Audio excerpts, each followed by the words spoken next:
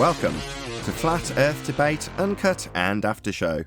I'm your host Nathan Oakley, and if you are new to this channel, or you've not done so already, then be sure to subscribe, hit the bell notification icon and join button if you'd like to become a Nathan Oakley 1980 channel member and keep up to date with the Flat Earth Debate. If you would like to support the channel, there is a super chat that runs alongside each of these shows while they premiere, and there's also a PayPal, Patreon and crypto link in the info box below the video. Speaking of patrons, I'm going to do a quick shout out to all of you who do support me on Patreon. So a massive shout out of thanks and appreciation first and foremost to Austin Whitsitt, John Kays, DL Hill, Julian Jeremiah, Tommy Swagnitz, Michael Kahn, Patrick Gunnels, Banter, Will Brax, Mel B. Styles, Troy Shuker, Bose Nail, Samson, Maris, Hairy Blade, Mobile Max 777, Neo the One, Lost Cat FE, Rob W, Open Minded, Reese Pound, Del West Watson, Mike, Muted, Dick Earth Skeptic, Maria Nealands, Unbelievable Productions, Blue Ridge Ranger, Rob H, The Real Gabster, Windrider, Liam Nedrick Jr., Abraham Mohammed, Naibai, Adrian Quintana, Skeptic936, Life is Short, Fireball X, TheFlatEarthChannel.com, Texas Mike, Edwin Johnson, and David Wayne Foster.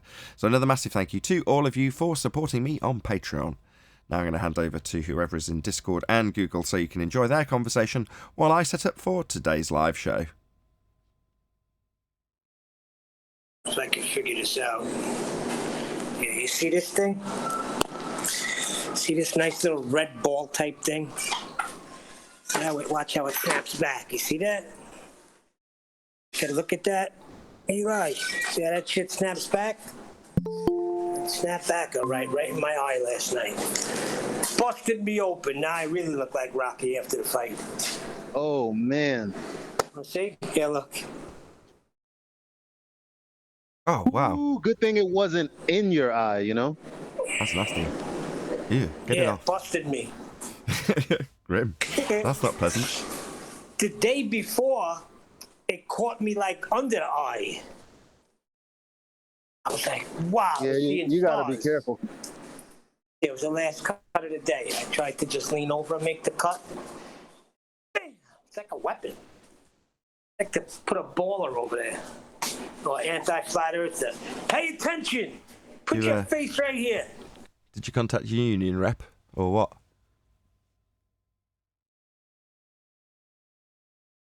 No union reps.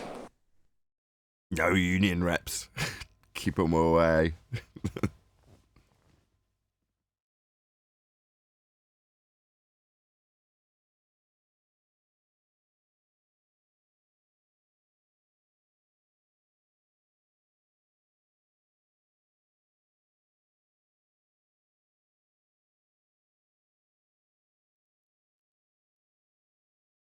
Good morning. Hey, 10th. Good morning, son. Good morning, Eli. Hey, Neil. Hello. Hello, whoever that was. Hey, Brian. Hey Nathan, hey, thank you everybody. What's up, Brian? Good video today. Thank you. Did you enjoy it? I did enjoy it. Yeah, can't violate 0 degrees horizontal. Two horizontals can't be not parallel. That's the end of that, isn't it? It's very simple. This whole argument we've been having for 6 years just comes down to very simplistic things, doesn't it? Yeah, if you're parallel with something that is fixed at 0, in the case of horizontal, then you're parallel with it. Now, if by design of aircraft you have to be slightly nose up to achieve the right amount of lift for a duration that will stay parallel with what is essentially lining up with the HUD in your example that was given to you by Wolfie, I think I left this as a comment. If it's parallel to the horizon in his HUD, then the Earth can only be flat. Yeah. I didn't get a chance to look at the comments. I just saw that I had some, and I saw I had a couple from you, but I just had a glimpse at them. Yeah, because what he was doing with that, he was commenting to another pilot, saying how we don't understand how he had the nose of his airplane dipped down by -2 degrees, and how his HUD line was still not below the horizon. But that's because he's treating the horizon as a geometric horizon and not realizing that when he's 5 or 6 miles up in the air, then he's making an optical parallel. His 0 degrees at that point is an optical parallel with the surface of the earth below him. So they're two horizontal lines. So if he put his nose below 2 degrees below horizontal at a different time, then his HUD his line may actually line up with the horizon, or even have the horizon past it, because we know the horizon is a visual location, and it changes with weather. So if he's holding some kind of a consistent altitude, and then he brings the nose for a descent down 2 degrees below zero, then it depends on the horizon he's seeing, the weather, whether or not the HUD will be parallel with the horizon, or the horizon will be exactly on line with it, or the horizon will be past it, if you know what I mean. Because that's why we always think that the horizon appears to rise to eye level. It comes down to visibility. You can be in an airplane and you're flying over Europe, and the horizon may not seem to rise up to eye level. But when you're flying over the Nevada desert, have no doubt, because I did, it does appear to rise up to eye level and above even the wingtips, because you have more visibility. So I mean, they're treating the horizon as a geometric location. They're still treating it like that. So, and it wouldn't matter anyway, because the whole point is that he's making a parallel with another horizontal. That's all he's doing. It's just a complete misunderstanding. But I go on, yeah. I was going to say the nice thing that you dropped in towards the end of the video was, did you say it was Professor Dave's cartoon diagram with constantly changing 0 degrees as horizontal on a surface that they're not doing that on? Again, introducing more and more angles that are claimed to be 0, but ever changing. And literally in his depiction, it's changing with every frame. Yeah, I mean, their only argument for flights is that they hold an altitude. But you have to hold an altitude over a flat plane. They have, I used Wolfie's video from 2016 where he showed that, and he states in his video that they had to pitch down to go around the globe, right? And then Professor Dave's diagram is the same. It's like, how many 0 horizontals can you have? You can only have one. And then Wolfie contradicts his own belief with that comment he made to the other pilot, when he said he's put his nose 2 degrees below horizontal. And he called it a descent. Yeah, and to descend. So you're 2 degrees below the horizontal that you're flying parallel with at all times to maintain the altitude that you're maintaining. However, if you go below that by 2 degrees, you're descending. So flat plane then.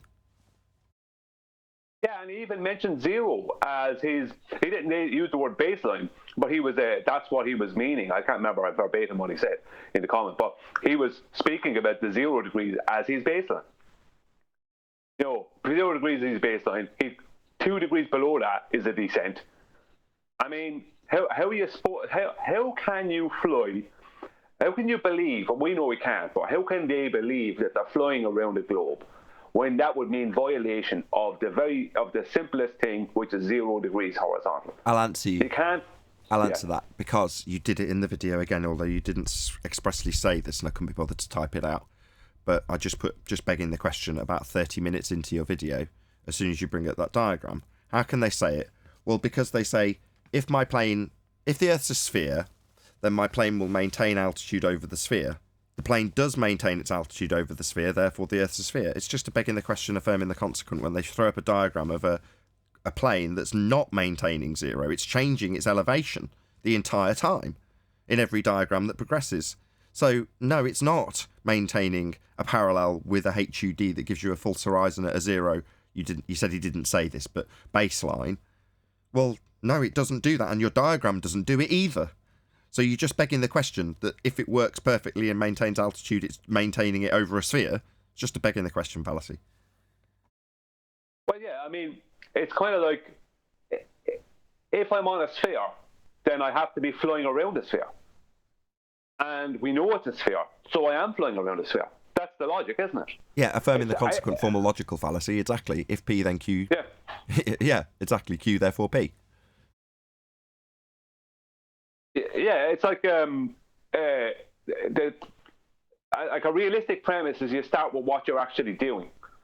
But I'm doing this thing. I'm in this aircraft. I'm flying with I'm a commercial aircraft pilot. I'm flying probably. I could be flying a distance of several thousand miles. And while I'm flying there, I have the nose of the aircraft 3 to 4 degrees, because it's a big aircraft going in a long distance, 3 to 4 degrees above horizontal. The chord line of the wings of this aircraft have to be above horizontal for me to have positive lift, to maintain any kind of positive lift, even cambered wings. So it's like that. Like, if you're being honest with yourself, you have to say, there's no way I could be flying around a spherical surface. I can hold an altitude, but that doesn't mean I'm flying around a spherical surface. And that's why I said at the end of the video, it says that I know I'll never get the data because it doesn't exist. It's an impossibility for it to exist officially, you know. Right. Can I jump in on this? Gosh, can. Feel free. I talked to a friend of mine that I saw at a restaurant the other day. He had retired. He was a pilot. I don't know if it was Federal Express or something like that, but he was a pilot that would take a flight. And he had the same flight from LA to Hawaii, delivering, packages and stuff. So he said, "Hey, I retired." I go, "Yeah, you told me that." And I said, "Hey, by the way, what kind of plane did you fly?" And he goes, 767 Boeing. I said, "Okay." And I go, "Hey, when you're flying over the ocean to Hawaii and you're maintaining altitude, is your nose up or down in relationship to your altitude, the horizon?" He says, "No, it's up. I mean, we have to have it 1 degree, maybe a little bit more, but that's how we just have 1 degree above altitude." I said, "Oh, okay, thanks." Simple. Yeah, I mean, it's officially, they state that they're going to be holding the normal commercial airliners holding a couple of degrees above horizontal. If you're flying and you add thrust, you must bring down the nose because the thrust adds to the lift. So, because thrust creates lift. And anyone that says it doesn't, well, show me the airplane taking off from the runway, without even me going into the specifics and showing them Boeing saying it, without any of that. Show me the airplane taking off the runway without any thrust. It's not going to do it. It needs thrust to create the lift. So when they add thrust and they're moving faster, they have to bring the nose down, right? Because the nose will automatically want to go up if there's more lift being generated. And that's why when they're coming into land, they come in with the nose way high, but coming in very slow. So, if you're going to fly slow, you have to bring the nose way up. If you're going to fly fast, you have to bring the nose way down. And if you're flying normally, which is a commercial airliner, it's flying at a normal rate from A to B. Just to say, it might be able to travel at 600 miles an hour, but it might only be doing 520 miles an hour. And it's traveling with its nose 3 to 4 degrees above the horizontal for thousands of miles at a time. I even brought up your chord on the wings, and I said, the wings in relationship to your altitude and he says, yeah, to generate lift, you got to make sure so you have the lift. So he just went on. He knew it. Yeah, I mean, it's a very simple. It's a very, very simple proof. It's actually a lot more simple. I don't mean this in a bad way, but it's a lot more simple to first take on board or to tell someone about, let's say, some normal person about, than the Sextant. I'm not saying it's a better one than that, but it's the same. It can't be violated. Well, they have more experience being on the plane than using a Sextant. That's obvious. Yeah, I agree. Well, yeah, as I said, like I was talking to Bev the other day, and I said to him, look, I said, if I say to somebody, if they want some proof that the Earth is not, a sphere, and I tell them about the chord line of an airplane's wings, they might go, oh, okay, yeah, and they may not think about it much. But when they're in that airplane, the next time they're in an airplane, that will pop into their head. They will think about it. So, I mean, I got a picture of a 767, I think it's a 767-400 on screen, just so people can see what kind of plane your friend flew. Good looking plane. Yeah, it's a Boeing, right? I don't know anything about it. I just typed in 767 and this was the picture that came up. Yeah, I think he said it was a Boeing. Oh, Boeing. Yes, the manufacturer. Yeah.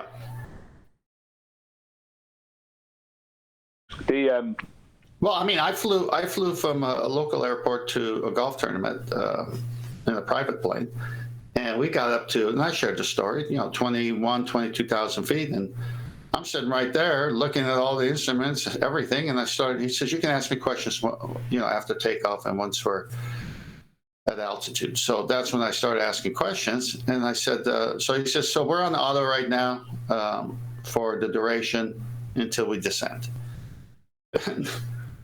I'm looking at the altitude it's holding, and I'm looking at we're just parallel with the horizon and the ground below us, and there's no curvature. And I'm looking at my golfer friend because he knows I'm a flat earther. He smiles, I smile. It's just obvious, so obvious. The only time the plane did anything was take off and descend. Other than that, it just flew level over a level plane. I can't remember who the quote was from, but from a pilot once saying that flying a plane is hours and hours of elongated boredom punctuated by moments of sheer terror. And that is to say that, yes, you could argue that with the exception of maybe the last 8 minutes and the first 3 minutes and taxiing, there's not a great deal for the pilots to do. And that would be true, other than the fact that occasionally something happens, right? Then they've got an extremely heavy workload that's extremely intense, right? That at the drop of a hat they might need to do. And, I'm very grateful that they are actually sat there to employ whatever training that they've had, given that certain circumstances actually unfolding before their eyes at the drop of a hat without any warning. So, it's one thing to say that they don't do much and you just set a few autopilot settings and the plane goes up, and then it potentially, and I've seen this happen when a couple of pilots went hypoxic or suffered from hypoxia when they were trying to figure out a problem with the compression system. One switch from a maintenance man left in the wrong position meant that everyone on board was suddenly not at the right pressure, and then before you know it, they're incapacitated and can't fly the plane. But because it was after takeoff, a good few minutes after takeoff, they've already set everything, and it flies the entire route and then goes into a holding pattern until it ran out of fuel. So it did everything with the pilots literally slumped over. So yeah, you could say that, but what about the moment when something goes wrong? Apart from in that instance when they're incapacitated through lack of oxygen. You want the pilot there. When something goes wrong, an engine failure or something, you want the pilot to know what to do.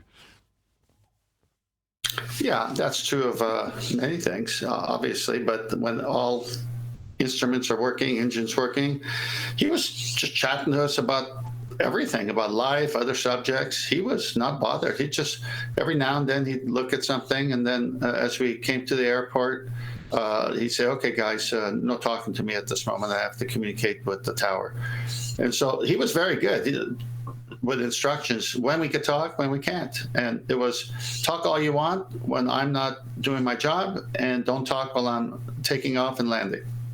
Yeah. He needed to concentrate. And the same applies when there's something that goes wrong. I mean, I'm sure there's plenty of things that go wrong all day long in flights. But typically, they result in no harm coming to anybody. In fact, statistically, you're very, very safe flying. Very, very safe flying.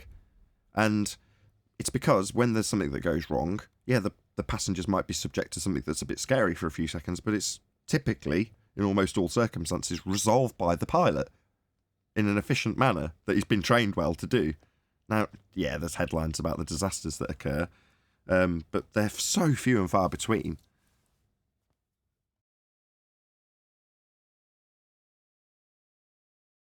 Yeah, agreed.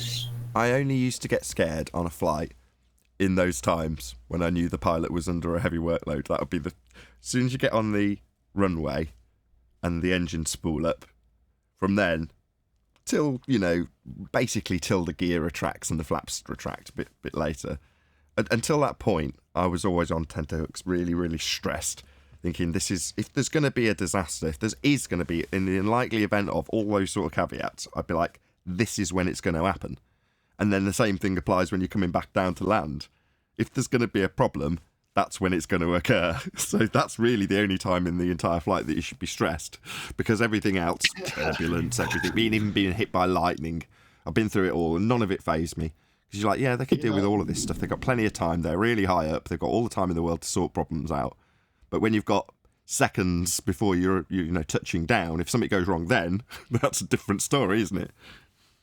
Yeah, this really, before you start the show, this goes along with most shipping accidents, even to this day, even with radar and everything else, but throughout history, was near the coast as you're coming in and leaving. Because if you're not careful of the shoals and the rocks and all the dangers there that are clearly marked by buoys and flickering lights to warn the ship that your hull is going to hit something here, so stay away from here. Once out to sea, it was fine.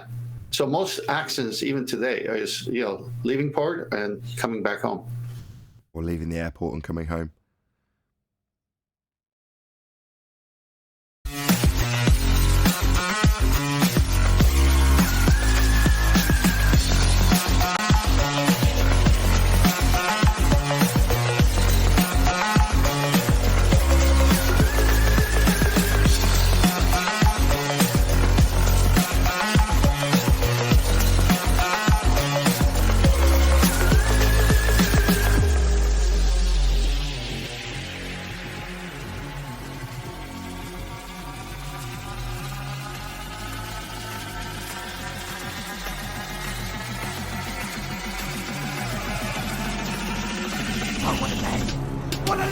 Welcome to Flat Earth Debate Live. I'm your host Nathan Oakley, and if you are new to this channel, or you've not done so already, then be sure to subscribe, hit the bell notification icon and join button if you'd like to become a Nathan Oakley 1980 channel member and keep up to date with the Flat Earth Debate. If you would like to support the channel, there is a super chat that runs alongside each of these shows while they are live, and there's also a PayPal, Patreon and crypto link in the info box below the video. Also, below this video, you can get £50 for swapping your UK electricity supplier to Octopus Energy. Most importantly, if you'd like to join the discussion, simply mute the page you are currently watching, then click the link in the info box below this video to join the panel and express your views on the nature of Earth. If you do join, please don't swear. If you do, you'll be ejected, and if you are, please don't try to rejoin the stream using sock accounts. You'll be warmly welcome back on the next stream. Please also share the show on social media. Sharing the show obviously increases the live audience, but this in turn increases the chances of a more diverse panel, so please share the show on Facebook and Twitter. One last time, if you're new to the channel or you've not done so already, then be sure to subscribe, hit the bell notification icon and join button to keep up to date with the Flat Earth Debate. Now, we are joined by 10th Man, Brian's Logic, Neil, Eli, and a whole bunch of people in Discord, so welcome one and all. Greetings, everyone. Hello. Anybody in Discord going to say hello? Hey, good morning. Hello? Who was that said hello? It shines. That was Melby. Hey, Melby. Hey, Ryan. Hey, whoever else said hello. Good to have you all. Good morning. Good morning, good morning.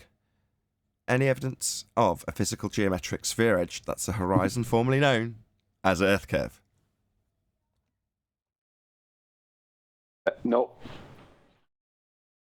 Wasn't Adam saying yesterday that something about Alberuni needing to use a flat plane to do his measurement? To get the height of the mountain, yes. Yeah. Correct. So his first, before deriving an R value by way of a dip angle measurement to a physical assumed to be sphere edge horizon known as Earth curve, he had to get the height of the mountain. He does it with basic trig on a flat plane. Absolutely epic. I didn't know that. It came as quite a shock, actually, because you wouldn't think that would be part of the rhetoric, would you? But there it is in plain view. He needs a flat plane to start the whole process of assuming it's a spherical plane. Yeah, it's good. Hey, Arwin. Yeah. It's Are we talking about Booby? Booby, Yeah. Al-Biruni. They got that traveling version of the tangent plane that folds up. They take it everywhere they need it. Or anywhere any work needs to actually be done, they just fold out a flat world that they'll actually work on that matches the world that they're actually standing on. Is that what you mean? Tangent plane. Yeah, exactly. They keep bringing it in every image. It's like, wait a minute, if you're on the sphere, use the sphere. Well, we're not on the sphere. Come on, get with it. Did I catch the end of that? What, Booby had to assume a flat plane to get the height of the mountain Correct. in the first place? Correct. And then he went up the mountain to then decipher that the plane, the ground he's going to measure is a plane? No, he then takes a dip angle measurement, assuming that the horizon is a physical sphere edge that's dipping away from his position, so he can derive an R from that. The calculation between a 90-degree, which would be parallel to the surface he measured the height of the mountain on, gives him his dip. That he had to get the height of from a flat plane. Wow. Yeah. That's terrible. It's priceless. It's brilliant. Well, that sucks for you guys again. It's just embarrassing, really. It really is beyond the point of, I protest that it should be them making the positive assertion because it's the extraordinary claim. But when we discuss things like this, it's like, yeah, even Al-Biruni is deriving your R value that you're all going to assume. He's starting with a flat plane too, isn't he? So it's not unreasonable to say Earth's flat. That is the standard supposition that you will be utilising to actually measure things, or build on things, or navigate around places, or do anything ever, because it is actually flat. There's no way around that. All the presuppositions after the fact won't make any difference to how things are actually done. Flat. Who's it more embarrassing for? What was it that we fell for it?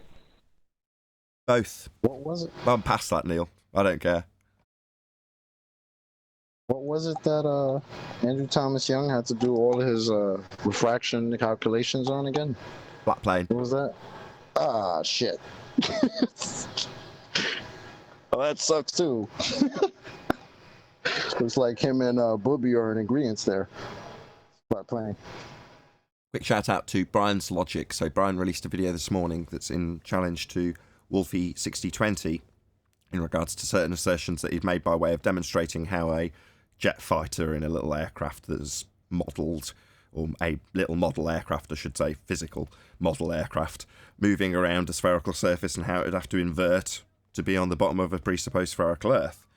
Now, Brian's challenged him to produce the thrust data that apparently if this is descending through drop at 8 inches per mile squared, then that will be accountable in the amount of thrust that's had to be removed, the lack thereof, in other words, in the data.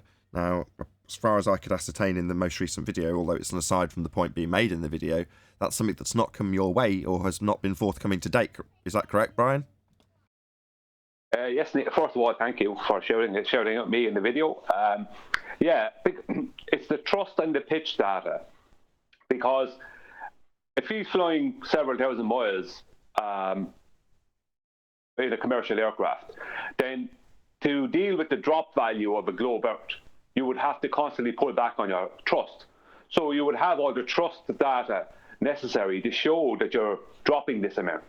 But then to deal with the curvature, because it's not just drop, it's to deal with the curvature, then you're going to have the pitch data to support that. So the thrust and pitch data from any commercial airliner, any commercial flight, I should say, I'm looking for him or any pilot to present it so I can get it corroborated. Because they're claiming to fly around the globe out, which would mean there'd be a thrust data and pitch data there to support this. So that's what I'm looking for. And I've gotten nothing so far. I've gotten insults.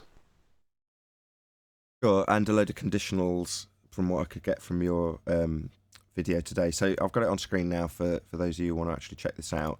I'll just grab the share link and I'll stick it in the live stream chat, which is open to subscribers if you did want to chat. But this is the video. Brian's Logic is the name of the channel. Subscribe today if you've not done so already. If nothing else, go and throw this video a like and maybe encourage Wolfie to give the data that he's been asked for. Yes, thank you, Nathan, because it's see that data will never turn up, because if it was there, they would have been able to present it 60 years ago. They would be able to show it. They can't show it because it doesn't exist. We're not living on a sphere. So all they can do is, like we discussed earlier, is that they can say to themselves, if I'm on a sphere, then I'm flying around a sphere. We know it's a sphere, so I am flying around a sphere. So it's confirmation bias, isn't it? Well, it's begging the question. That was the comment I left, actually, because it was on exactly around this point, about half an hour into the video, and I just said, look, it's just begging the question. There you go, even time-stamped it, 30 minutes and 1 second. That's all it is. Well, obviously I'm remaining level. It's like, hold on, this is level. This line here, why is this line here? Because that's level, that's 0, right? But he's saying, well, this is level, because I've drawn a line under the plane that's going to be changing its angle in the next frame. So that's level. It's like, no. Saying it's level because it's on a sphere, therefore it's on a sphere, is just an affirming the consequent. But you're starting off by saying, well, because it's on a sphere, as per the diagram, that's just a begging the question fallacy, plain and simple. Yeah, I mean, the basics with this video that I put out 3 others before this, but the basics with this one is about someone proving that they can violate 0 degrees horizontal. Because as I show, as what you was describing there, Nathan, as I show in the video with 2 different scenarios, is that the original 0 degrees horizontal that the pilot would have, he or she would have to throw that out the window and create a whole new different one. Because you're going to have to pitch down. That means, are you then several degrees below your original 0 degrees horizontal, or are you at a whole new different 0 degrees horizontal? You can't have more than 1 0 degrees horizontal. You only have 1 0 degrees. And I even show that Wolfie, in not stating it to me, but stating to someone else, supporting this claim, with a comment he made to another pilot on my channel. So you can't have more than 1 0 degrees horizontal, and to fly around the globe would mean that you'd have to constantly come up with a whole new 0 degrees. You'd have to, which is an impossibility. You can't do that, and that parallel horizontal, and that 2 horizontal lines can never not be parallel. So, because that's another thing as well. How can they have horizontals that are crisscrossing each other? You can't. Which one is horizontal?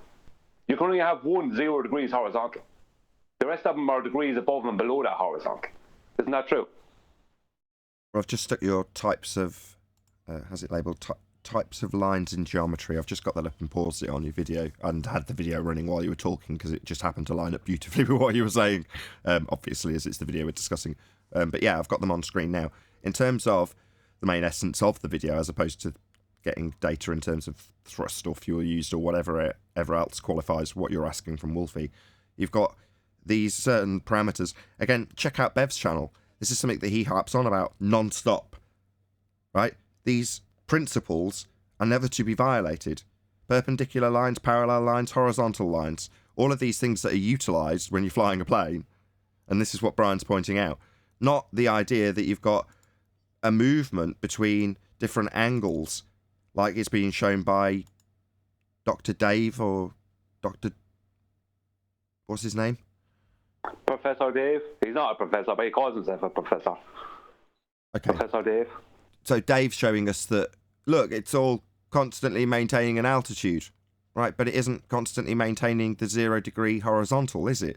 As it changes, as it moves, as it literally is obvious on screen as he shows it doing it. It's like, what is going through these people's mind when they tell you that something is remaining constant and then they show you a diagram of it changing? I mean, literally, what is going through his mind? Does he not realise that he's animating something changing? I mean, is he that stupid? Well, Yes. yeah. Sorry, Jackie. No, I just said yes. He is that stupid. Yeah. Well, I mean, that as we said earlier in the pre-show, if you're going to fly a plane, let's say you're a pilot, if you're going to think you're on a globe, then if you're going to honestly investigate your belief, then you're going to have to look at what you're actually doing for that 6-hour flight. That could be a couple of thousand miles or whatever. You're going to have to look at what you're doing. What isn't happening? You're not violating 0 degrees horizontal. Your 0 degrees horizontal is always the same. You're only pitching above it or pitching below it. And if you're flying in a commercial airliner, you're flying with the nose pitched above and the chord line of the wings pitched above 0 degrees because it has to be. So if that's how an airplane has to fly, and that's how they fly for thousands of miles at a time. I think one of the longest flights was from, in a direct straight line, was from Tahiti to Paris. That's one of the longest ones ever, I think. And that meant for that whole time, they flew all that distance with the chord line of the wings and the nose of the airplane several degrees above horizontal. So all they're doing is they're dropping in altitude and rising in they're not holding the same air pressure, but they're dropping and rising to hold it. Because, as I said in the video, there's convection in different parts of the world at different things. If you're crossing the equator, it's going to be different than if you're in Northern Europe. You're going to have a different height above the ground, I would say, because of the air working different there. But in general, that's all they're doing. If you imagine, put your hand out in front of you, tip your fingers up slightly, and bring your hand down a little bit and back up a bit, and down a bit and back up a bit. That's all they're going to be doing, other than going in a straight line. Right, I'm just going to do a couple of quick shout-outs. So shout-out to Godzilla37. New Globe Dictionary, quote-unquote, measurement. Numbers calculated from other numbers pulled from one's own butt. Thank you very much for the super chat, Godzilla37. Also, shout-out to... where's he gone? James Richard. Turn a conveyor belt into a sphere. Walk in the direction it's moving, then walk against it. Any difference? Question mark, question mark, question mark. Thank you very much for the super chat, James Richards. Also, lumpy gas in a vacuum. Again, thank you very much for the super chat. He says, it would be hell of a treadmill if spinning. Right on. Thank you very much, all of you, for the super chats. Really do appreciate the support. Anything else you wanted to add, Brian? Well, only just that if a pilot is going to be honest with themselves, that they're going to have to, like, if they're going to be honest, they're going to have to say, well, I'm not doing anything that would suggest anything other than I'm flying across a stationary plane.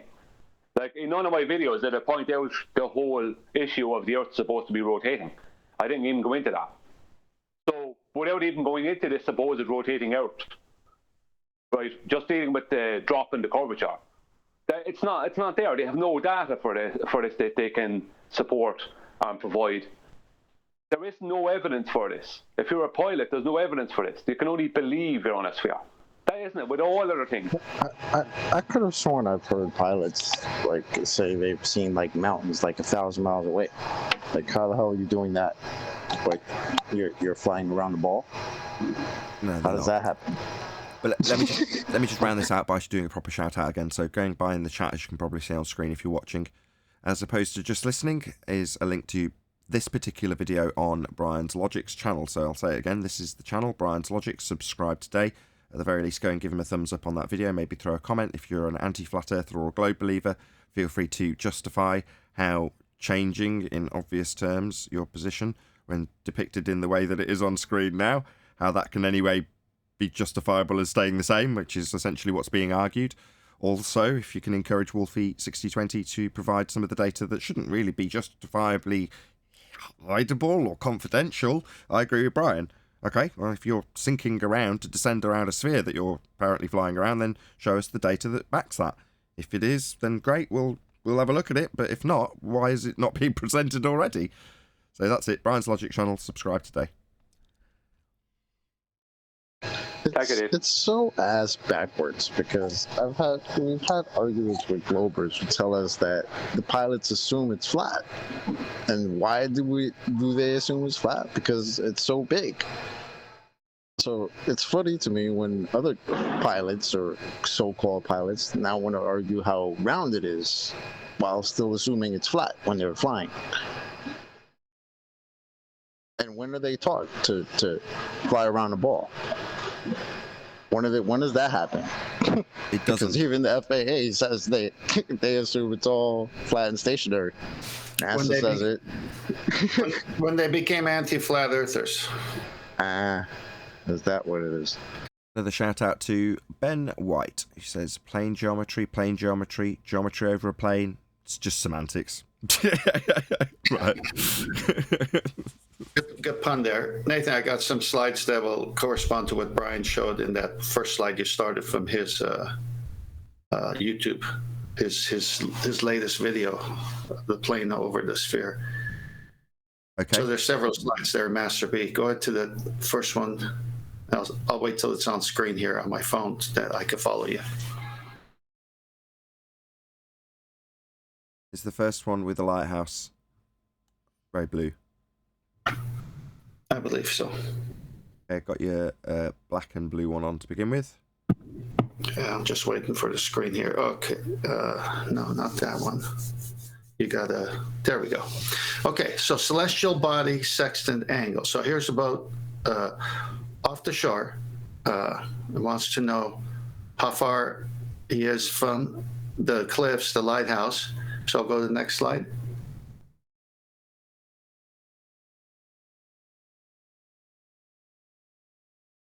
Just assume I'm clicking on happily without me having to say yes each time. Oh, okay. Well, then I'm going to go to my actual slides because it's a delay on my phone here, so I apologize for that. Okay, it just came up. So with that said, the second slide will show using the sextant for a vertical angle. So this is the same as celestial navigation, where you're using the star at altitude for a vertical angle. So you see the baseline there, and you bring the top of the lighthouse to the level of the ocean to match with the baseline of 0 to get your angle, your right angle. Next slide, please. So in this one, you see the sun. So this is away from the coast, and now the same procedure with the sextant will take place. The sun has a GP, just like the lighthouse had a GP, a geographical position over the Earth somewhere. But here you're in open ocean with no other landmarks. So you shoot the altitude of the sun. So let's go to the next picture. And you've got your circle of equal altitude, and here you are at that one part of the circle prior to doing another star to get 2 circles, but we'll just stick to this one circle. So there it is, there's your baseline. So the GP, the ground position where the sun is directly over, has a baseline of running all the way to your ship. And then it's got a vertical, which is your plumb, which is your zenith, which is your 90.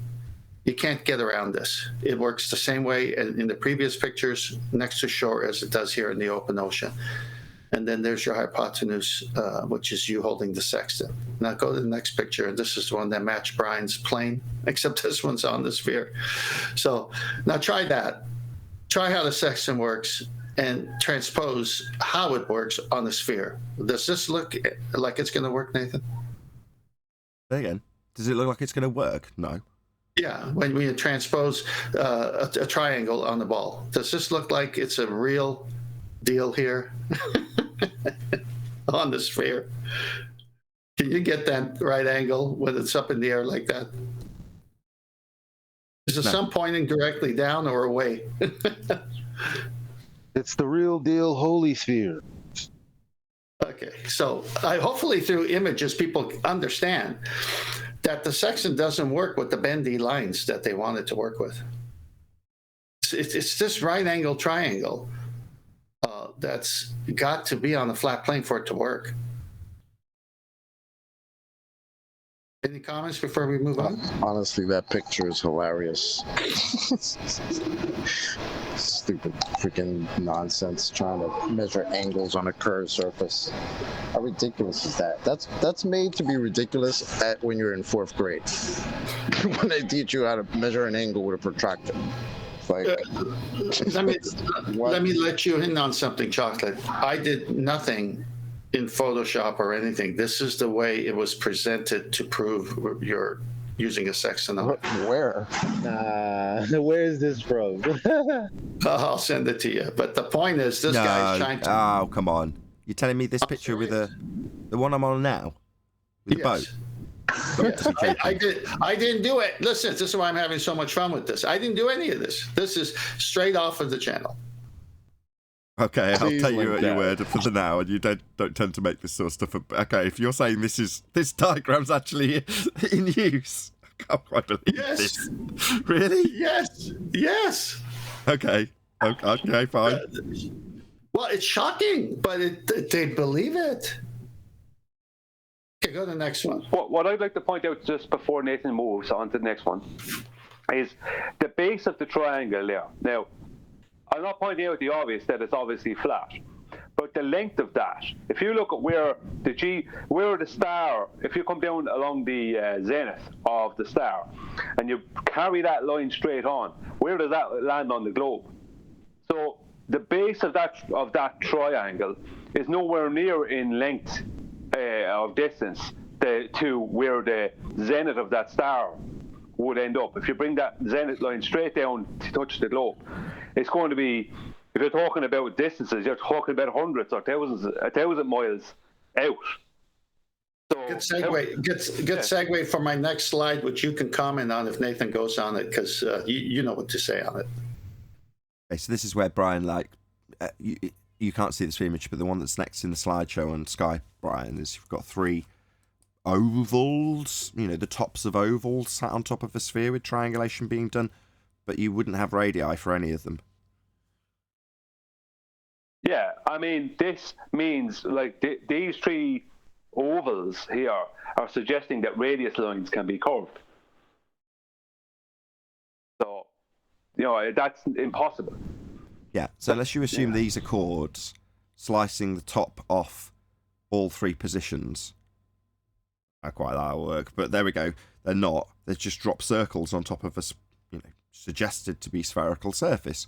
Well, that would mean that the line, let's do it from the triangulation point. So from your fix to the GP of the star, this line that I'm drawing with my mouse on screen now, well, that's supposed to be a radius. It's supposed to give you the radius. That's what the GP is. That's what that line is between the GP and your position. That's what you're measuring. That's what you want to get, right? So you can draw out the circle on your map.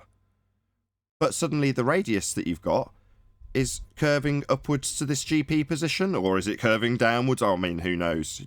Obviously, if you're referencing it from your position, they would assert that it's curving away and falling and dropping away from your position 8 inches per mile squared. Therefore, from here to here has dropped, right, in a curve. Well, that means that it's not a radius anymore. This line doesn't match in terms of your actual use of the triangulation to get your fix, to get your position. You need it to be flat. This is considered an area of equal elevation or area of an equal altitude, i.e. flat, so that the line between these 2 points is straight. The angle that you're acquiring is to the star itself, and then you've got a 90-degree angle, and you can only get the 90-degree angle if this line is straight, but as depicted, it isn't. Just isn't, right, Brian? Yeah, as they depicted here, it can't be, because what they have to do is they have to use the surface of the Earth for their distances. But what they have to do, if they put a circle like this onto a sphere, then that means they have to run, instead of the diameter of that circle being along the surface of the Earth, they have to bring it as a chord line through a section of the globe Earth. But then that diameter of the circle will be less in distance than the arc that resides within the circle, due to it being put on, because the circle is 2D and it's been put onto a 3-dimensional globe. So their distances are out. They don't have a straight radius, because if they had to work in reality, they can't, because they can't have a straight radius. So they have to run chords through sections of spheres, and then those chords are less in distance and diameter than the arc that resides above it. There is no way out for them, Nathan. Yeah, and none of this is applied. So while you might be able to say, well, this is how it would be done if the curved surface was being applied, it's like, but it isn't. What is being done is having a straight line from the fix to the GP with 90 degrees to the star above it. Well, for all of them to work in that manner, they've all got to be parallel, and they've all got to have 90 degrees, and they've all got to have a straight line for a radius. None of that works on a sphere.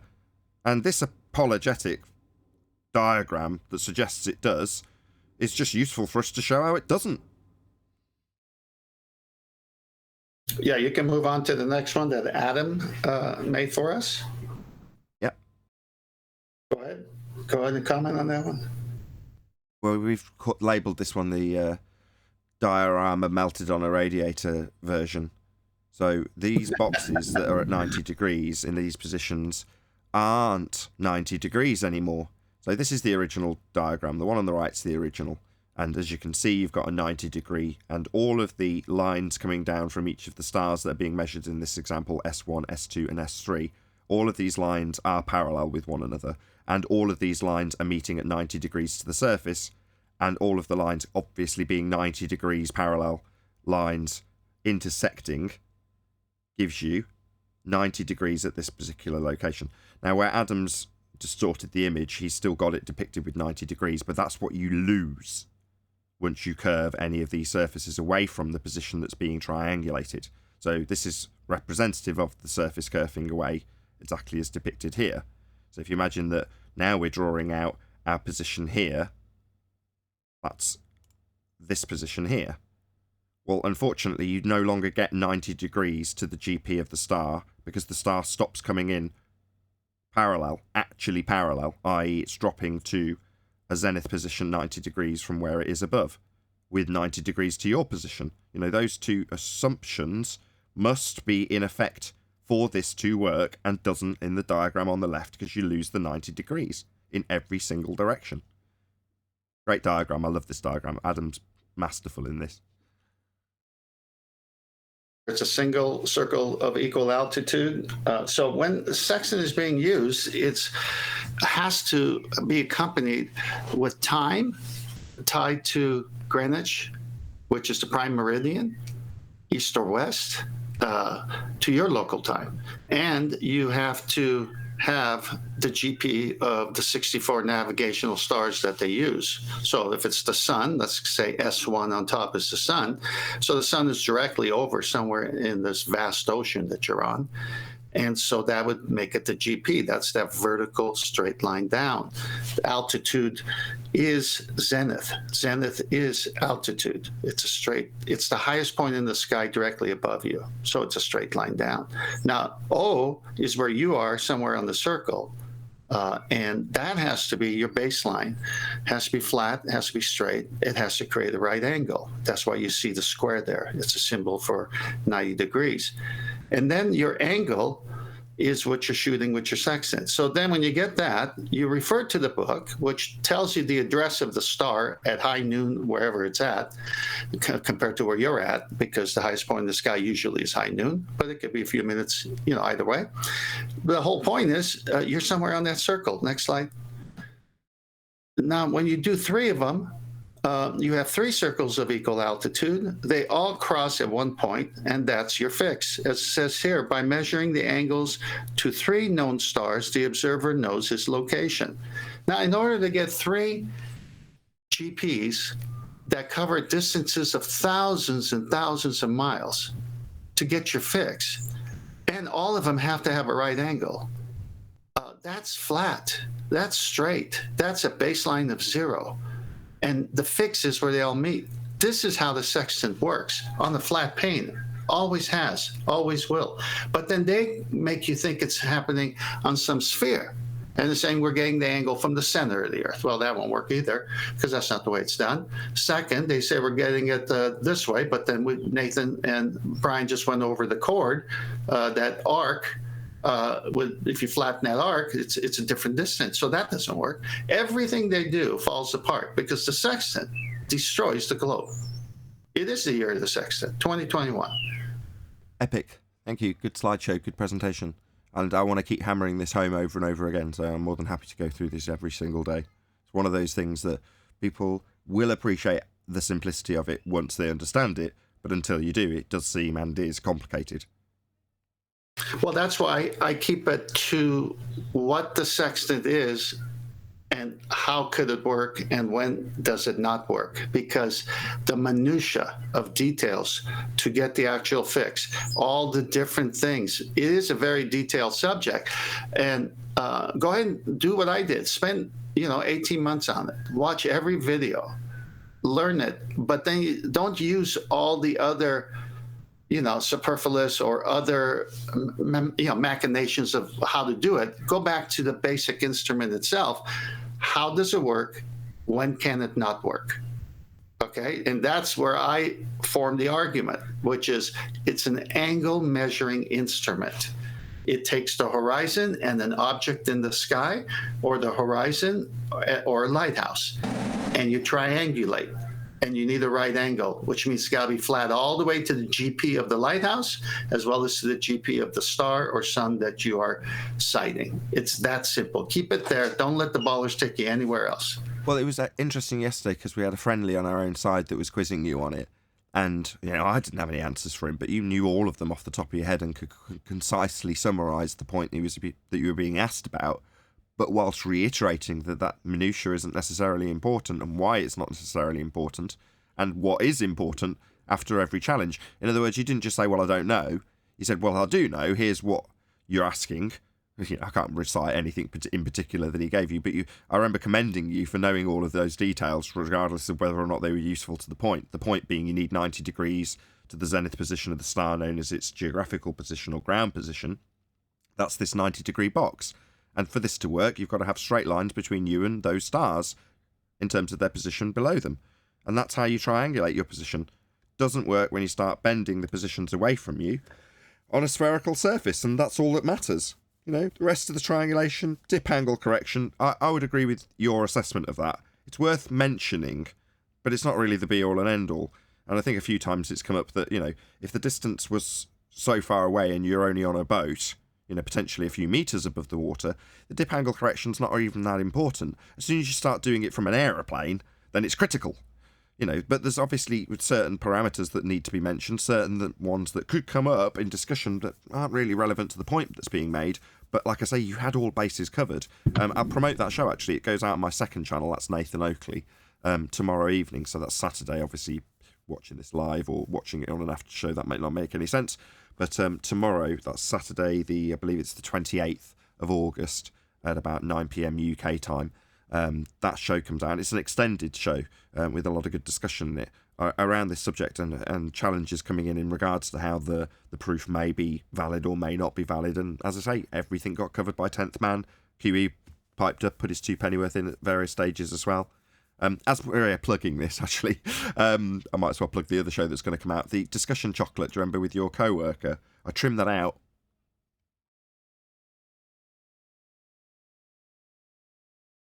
Yeah, okay, chocolate's not available. So, chocolate introduced to the conversation. Go ahead. Well, hello? I'm sorry. I'm right back to discussing scientific theory and theories. So what? I didn't hear. I just heard chocolate. What happened?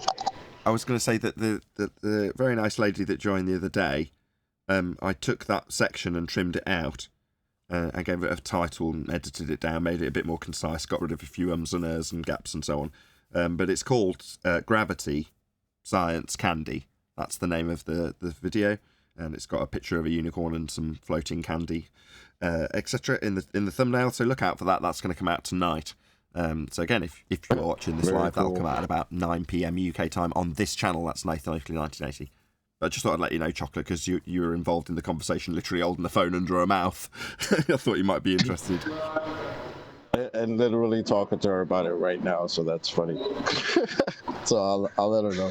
Tell her to tune in. She actually did a very good job of representing what she thought she knew and verbalising that to us so we could concisely pull it apart. And she was very tolerant of it, for the most part, as much as you can expect from professing to be a globe believer, actually anti-flat earther. Very well indeed. Nathan, let me.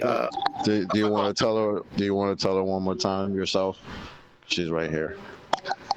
If she's willing, but you have to pepper the mute button in between, because the editing of it took all morning because of all of the background chatter from your phone. I know. We were in a noisy part of the warehouse at the time. All right, hold on 1 second. What were you discussing with her? Back to the same exact thing. What is and isn't theory?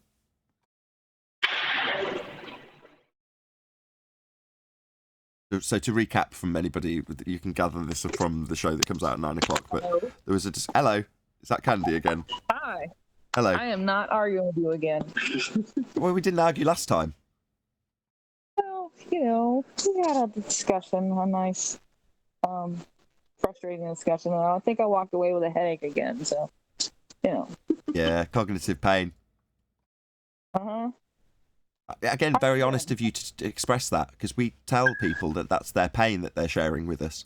Now, they often brush it off, but you've literally said you left with a headache. Well, holding two positions simultaneously will do that to you. Is that what it is? Yeah. You thought science was a proven theory, therefore science, and when you say science, it means empiricism and proven, right? And we're telling you, no, there isn't any science for it, and here's why: there's no methodology applied, i.e. pseudoscience is the non-application of the method of science, and therefore science is the method application, which you don't have for gravity. Well, to be leaving here going, but I still think gravity's real, is two positions simultaneously. All right. Well, I'm not gonna debate today. So, yeah, I'm gonna give you back to my buddy Chocolate saying in the house. Chocolate said he was debating with you. That's what he said. But there we go. We'll brush over that. Yep. That was Candy, ladies and gentlemen. Thank you very much. You were very polite again, which I really appreciate. If you can hear me. Thank you, Candy. Hi, Adam. That was good, guys. You got a lot of props in the pre-show, Adam, by the way. Oh, damn, I'd have missed that. I've had to work today. What have I missed? Well, you got props for Al-Baruni. This is going to get dragged out, Adam, and I'm glad that it's you that brought it to everyone's attention, because you deserve the props for it. Oh, that's kind. Well, I was only reading yesterday, wasn't it? But it does appear that, yeah, there appears to be another paradoxical error in his calculations. I won't reiterate if you've already covered it pretty soon. It's just incredibly useful, because only a couple of days ago I was saying that it's unreasonable to ask us to prove our position when the world is obviously, observably, measurably, navigatably flat. Why would you have to start by proving that when it's the standard baseline that you'll have to do your measurements from? And if you say, well, no, I presuppose Earth's a sphere and then I can measure my dip angle measurements, you've only got half the story, right? He's got to get the height of the mountain. And where does he begin? Well, he begins with a flat plane now, doesn't he? Because it's not unreasonable to do so, and he must do so to get the height of the mountain. Al-Baruni, that is. It is the beauty of what they did, because they make such assertions to build these triangles, and they're making out they're being so clever by using the law of sine instead of basic trigonometry, and understanding that you can't measure the inside the base smack bang in the middle of the mountain. So not just right-angled trig, but use that right-angled trig to then go on to the law of sines. And it's beautiful because you get engrossed in that. And you think, oh, it's fantastically clever, brilliant. That angle matches that, therefore I could do that. If I can measure from here to there, brilliant.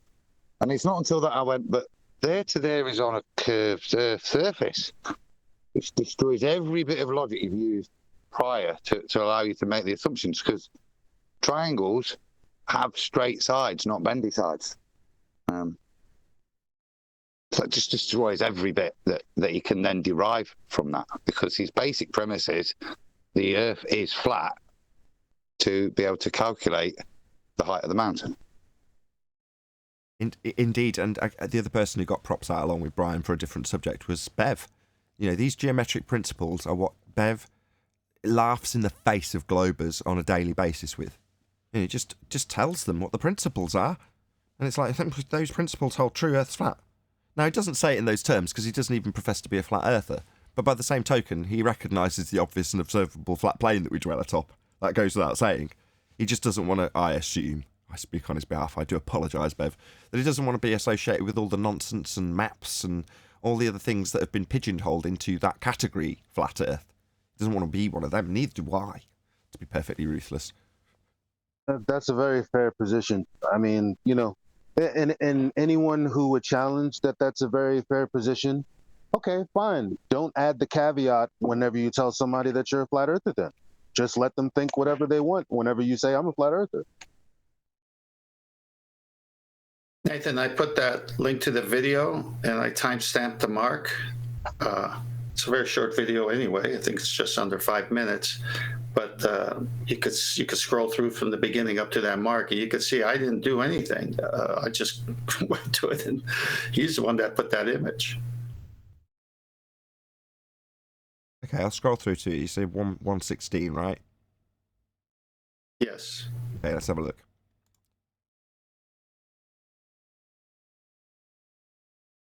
So far, so good. These are the same exact slides. It's not looking good. Oh dear. Really? Oh dear. How do you use a sextant to measure celestial altitudes of heavenly bodies? Not like this. Oh dear. Okay, well, thank you for proving it. I mean, I 90% didn't I disbelieved it, not you. Do you know what I mean? No, it's shocking because he does a good job at the beginning and shows how a sextant can only work when it shows it on the flat surface. And then he shows that image, which is what they all do.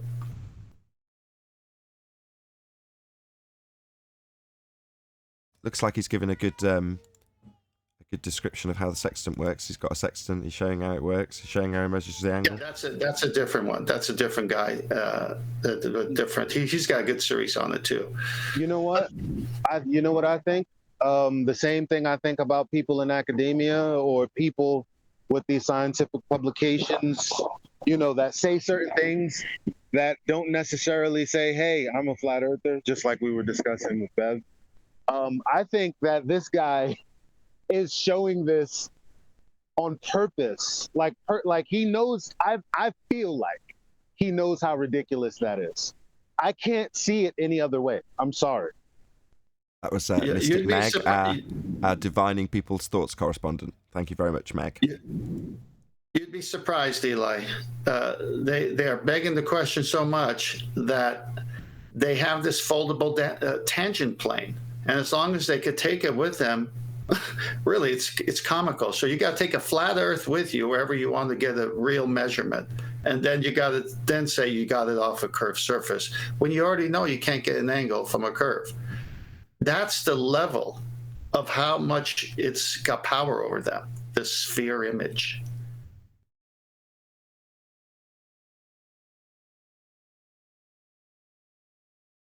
Julio. So, as this guy's been featured, let's share his video. His channel name is Practical Navigator. So I'll stick this in the live stream chat also. No, that's a different guy. You clicked on another link there. The one I sent you is a different one. Well, this is the link. At the right timestamp. Hang on. Oh, well, it's been on my screen. It's the exact video that I've shown, so he's getting the credit. There's his link. Go and subscribe if you choose to. He's already got 22,000 subscribers. I'm sure he'd appreciate it like I do. He's got a similar number to me. Go and subscribe to him. I bet he'd be really grateful. No, he's good. That guy's good, but that's a different guy. I think he went and clicked on another recommended link or something. The guy that I sent you is called Steering Mariners. He's got 24,005 subscribers. And he's an expert in this. He's really good. He does a lot of good stuff. I'll shout out to Steering Mariners also. Yeah, and he covers all other topics. Just go scroll through his videos. He covers everything with navigation, from the weight of ships to just to pass tests, how to plot, how to do everything. That's why the other day when the guy asked the question, when you watch enough of these videos, if you want to get detailed, all the guys say, then you got to stick to the methodology and go through all the little gyrations, and you'll be a mile or so off of your target. But most of us don't do that. We just do it the easy way, and we're 10 to 20 miles off, and that's good enough for us. We don't want to go through all that stuff to make it perfect. So what do they minus? Well, they don't even do dip, which is height above the sea level. They don't do a lot of things just to get nearby. That's how good the sextant is. But if you want to be perfect, you got to go through each of these things. sidereal hour angle, the Greenwich hour angle, the local hour angle. You got, instead of all these different things, when the most people just use it the plain and simple way. I sent a video to Brian's Logic where the guy shows how to do it quick, avoiding all the math, just having time and the angle, and that's all he does. And he says, I've sailed across the ocean just like this, and I've been very close to my targets. But if I need to be precise, I have to go through the routine. So that's why you don't need to get lost into that. It works clumsily well, and it works perfectly when you go through the steps. But guess what? You need a flat baseline, or you can't triangulate. You need that right angle. So you're the sextant. Kudos to 10th Man, whose hard work is really appreciated. In addition, it's been a sheer pleasure watching the entire panel members blossom into very knowledgeable globe destroyers, says Retro Bill with a $50 super chat. Thank you very much. Just before you were about to send that super chat, I was thinking I must figure a way of thanking all the people who smashed the PayPal link, because they pretty much keep the lights on for the show in terms of my revenue income. It's very directly proportional to the support I get. I was thinking, how can I phrase it? Maybe call them my sponsors or something like that. And then a $50 super chat comes in. So thank you very much indeed, Retro Bill. But I will do that as well, which is to say all the people who smashed the PayPal link, most of the time because they don't want to be mentioned. So I'm not going to specifically mention anybody, but I really, really appreciate your support. I very rarely mention it on a live stream, but I just thought I'd throw that in here. As I am very, very grateful to all the people who do support the show. And there's a few trolls in there going, low numbers today, because the show's had, at one point, less than 100 people watching. And it's like, yeah, unfortunately, it's down to the people who share the show. They're the people who keep the lights on in metaphorical terms, in terms of the people watching. And that is down literally only to the people who share. And as opposed to the figurative, the actual lights are kept done by the people who support me via things like PayPal. So thank you very much. You know who you are. Link below if you did want to support me by PayPal, by the way. Anyway, enough of the plugs for the people who support the show. I would state that the horizon dip correction is extremely important. There might be other steps that you might look past, but to me that would be extremely important, because that couple of meters, you can look maybe past some other steps, but that couple of meters or that couple of feet could be the difference between 10, 15 miles of accuracy. That's what he said. Why not do it? Yeah. Well, that's what he said. Why not do it? Well, that's what he's just said. He's just said, and I've said this in the pre-show before you got here, Brian. The dip angle isn't that critical if you're on a boat. It is if you're in a bloody aeroplane, because then you're going to massively skew the angle, right? Well, I would consider critical on a boat too. If you want any kind of accuracy, I would consider it critical on a boat. Yeah, but that would be me. If that's what I would do, I would consider it critical on a boat. Okay, I get you, but what Tenth has just said is, in many examples that he's got from cited sources that he hasn't got to give me this second, he's saying they would say, no, it's not that critical, because if you just take it without minusing off, say, 10 metres of the boat to the surface below, and then you just measure the angle, obviously that's going to throw the star slightly further out and increase the radius of the circle that you're measuring, because you've got that extra bit of angle that isn't really there, and then you're taking 90 degrees from that. So it's actually slightly wrong because you've got a wider circle. Yeah. And the guys who do it say, yeah, when you do it that way, you're off by, you said 15 miles, they said 20, even more. But they're like, but that doesn't matter, right? Once you've roughly got your position to within 20 miles, that's good enough, and off you go. Okay, but as an close argument, enough, I would good say... enough sort of thing. The point is, you don't need to do the dip, and in many cases, they don't use the dip. But like I said to 10th, it's worth mentioning in the presentations, because it might just get brought up by your opponent, and if you haven't got a clue what it is, then you could get into trouble if they were sneaky and slippery enough.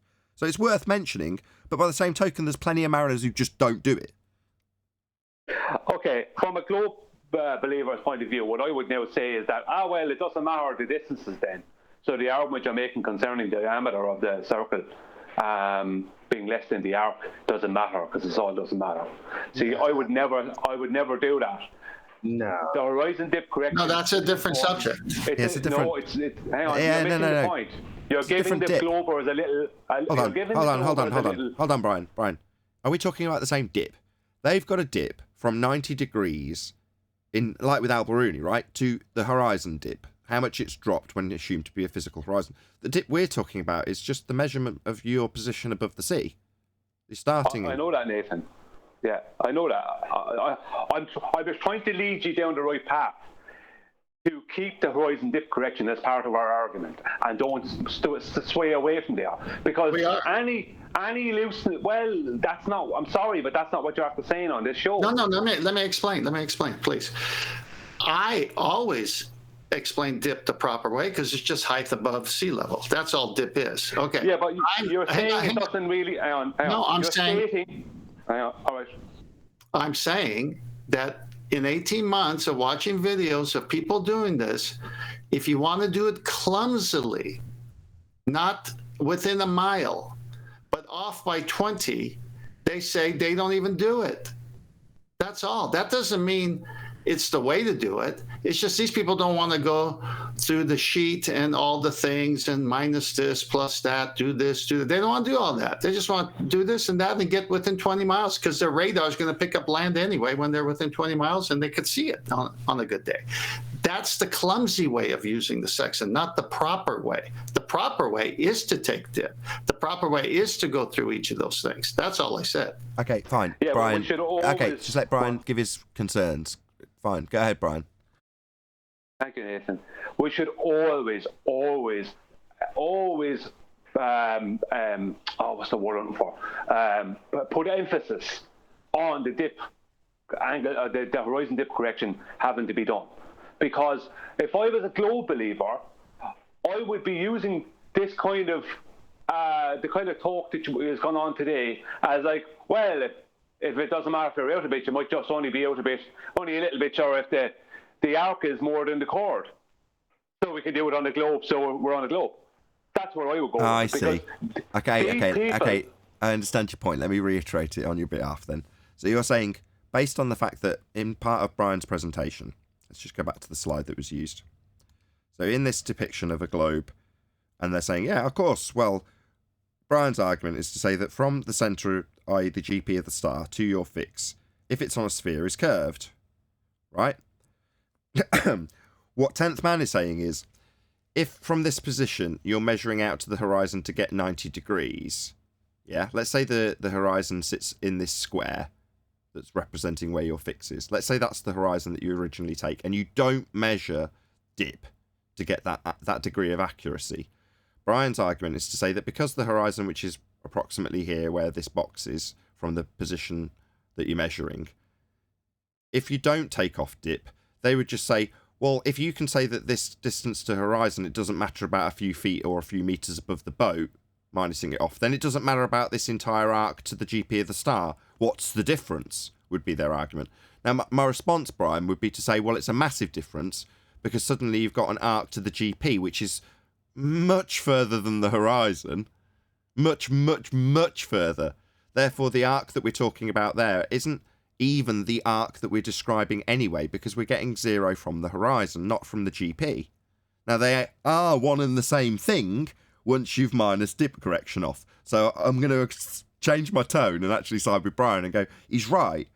The accuracy increases when you increase the dip, or include the dip, because you've got 90 degrees and that's how the principle works. So the closer you get to that principle of it being flat, the more accurate it gets. And I think that's Brian's point of emphasis. Right, Brian? Yeah, I don't care what people flimsily do on boats if they don't have to do the dip correction, or if they're 4 foot or 5 foot above the water. Who cares if they don't do it? Grand. But our argument is that it's a 90-degree angle. And when we're saying the dip angle correction is not that important because some random mariner say it's not important, and we're not talking about naval people or people who are on commercial fishing or commercial shipping. We're talking about people who are off out in the yacht that are 30 miles away from land. May not be too important to them. They're only messing around. It's easy to find land. They're only 30 miles away. But if any of the mariners I've listened to, they all state the dip angle correction has to be done. And that is our argument, that it creates 90 degrees. But I agree. And I'm just going to explain it just for anybody who doesn't know what we're talking about, because I've got a triangle on screen that I can explain what dip angle correction is.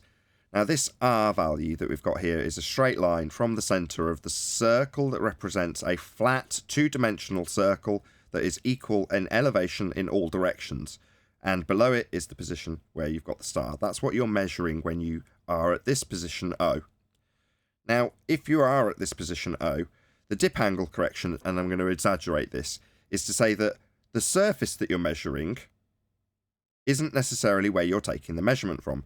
You could be here, and we're going to say that this position here above the O is now going to be where we measure our angle to the star. Now that slightly alters the angle to the star and stops you having 90 degrees because you've then got a downward angle. Yeah.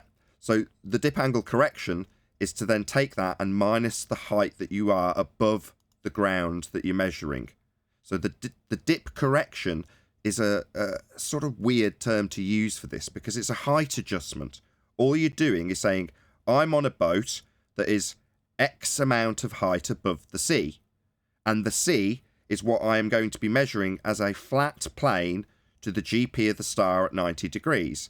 Well, if I'm above that flat plane that meets 90 degrees at the GP of the star, and I start measuring the angle to the star from above that flat surface, then it changes the angle. So, to get it correct, I have to minus off my height to take my eye where I measure it to the ground.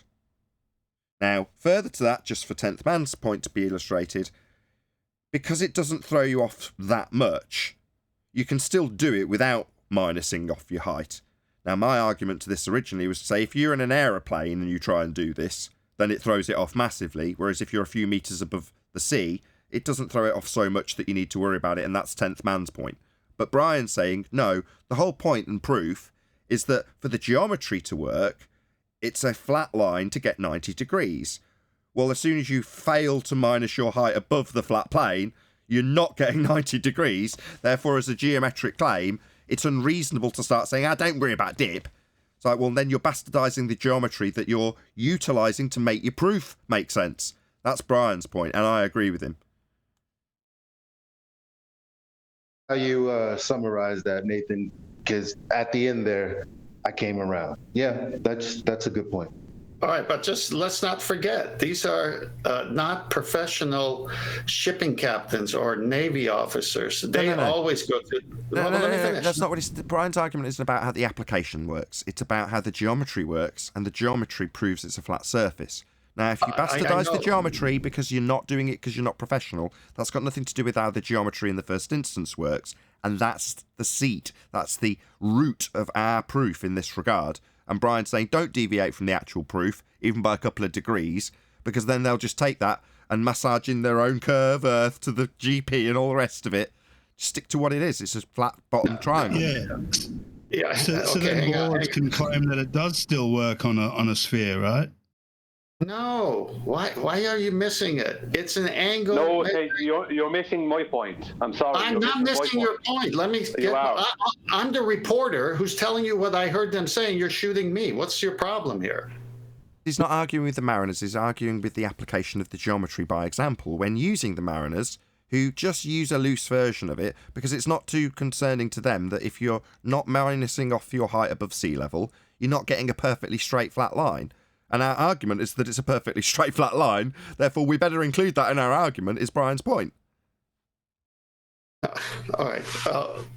When I have the time in the after show, I will go through what I'm saying. I'm just reporting what they say. But the sextant cannot be something that it's not. It's an angle measuring device. And so if you're doing it clumsily, it's not going to be precise, but you're off 20 miles or something. That's all these people are saying. They're not saying it doesn't measure a 90-degree angle or it can work on a curved surface. They're not saying that.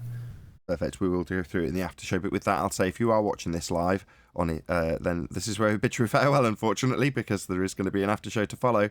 But a huge, massive, enormous thank you to all of you. Smash the super chat, liked, commented, shared, subscribed, hit the PayPal link, joined as a Nathan Oakley 1980 channel member, and all that good stuff. Once again, stay tuned if you're watching on either premiering stream. I've been Nathan Oakley, and I will see you all in the next video.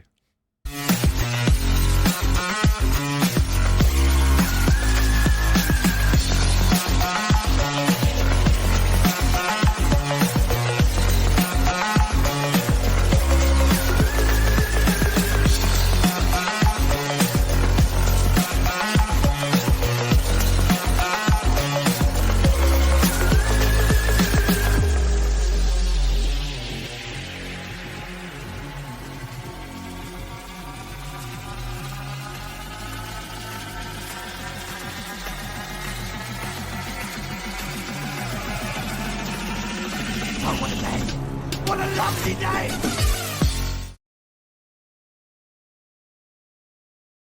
Let me just point out a logical fallacy that is happening on your part.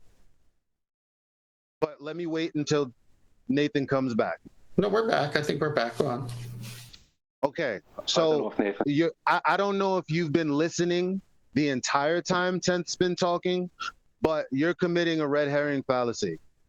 Why? Because what you're saying is pertinent. As a matter of fact, if it was your argument or our argument, including Tenth's argument, it would be the main pertinent point. However, all Tenth was saying as an aside, as all these people that I've found, these regular people, this is what they do. But you keep Nathan's not telling us to argue correctly, and that's a red herring because I'm pretty sure Tenth already knows that. Hold on. What'd you say? There's an issue. You can't hear us in Discord. So Tenth doesn't know that, or no, it's not red herring. Yeah, Eli. it's all good. It's okay, Nathan. We can hear you now. Oh, okay. Okay, so Tenth doesn't understand, or no, it's not a red herring. Which are you saying no to? No, it's not a red herring. Why not? I was pointing out something very, very pertinent. Okay, but what you're pointing out, Eli, you gotta let. Hold on, you gotta let him respond. All right, fine. I was pointing out our whole argument is a 90-degree angle and a straight line to make a straight radius. Whereas if we were saying, well, some people flimsily, and these are people who are just casual mariners who don't be that far away from shore, who will mess around with a sextant and go, well, I won't do the dip angle the horizon dip correction because. No, you're supposed to be telling me why it wasn't a red herring. I'm sorry. Yeah, please. I'm getting to it. These people who are flimsy and kind of going only a bit away from shore, they can mess around with their sextant. I don't care what they do. Our argument is that you create a 90-degree angle and a straight line to make a straight line radius, because a radius has to be a straight line, as does a diameter. So us talking about what some casual mariners do, right, is only handing the ballers an argument that they can say, well, they just bring in a straight line from the right line to the hump of the globe out that's in front of them at the horizon. And they can then hand wave away the whole lot and spend months and months and months telling us about how they don't need horizon dip angle correction and ignore anything we say about about navies or about shipping companies, anything else. Ignore all that stuff, right, and just latch onto this one stupid fucking thing that doesn't fucking matter. So what's the point in making the argument in the first place if we just want to tear it apart and hand our enemy away? Can you? Okay, fine. While all of those criticisms are very I don't even want to say accurate. It's spot on. It's just 100% true. While that is the case, and while 10th Man knows that, I'm sure, which is not what you're arguing. My point is that what you're doing is a red herring to why 10th Man brought it up.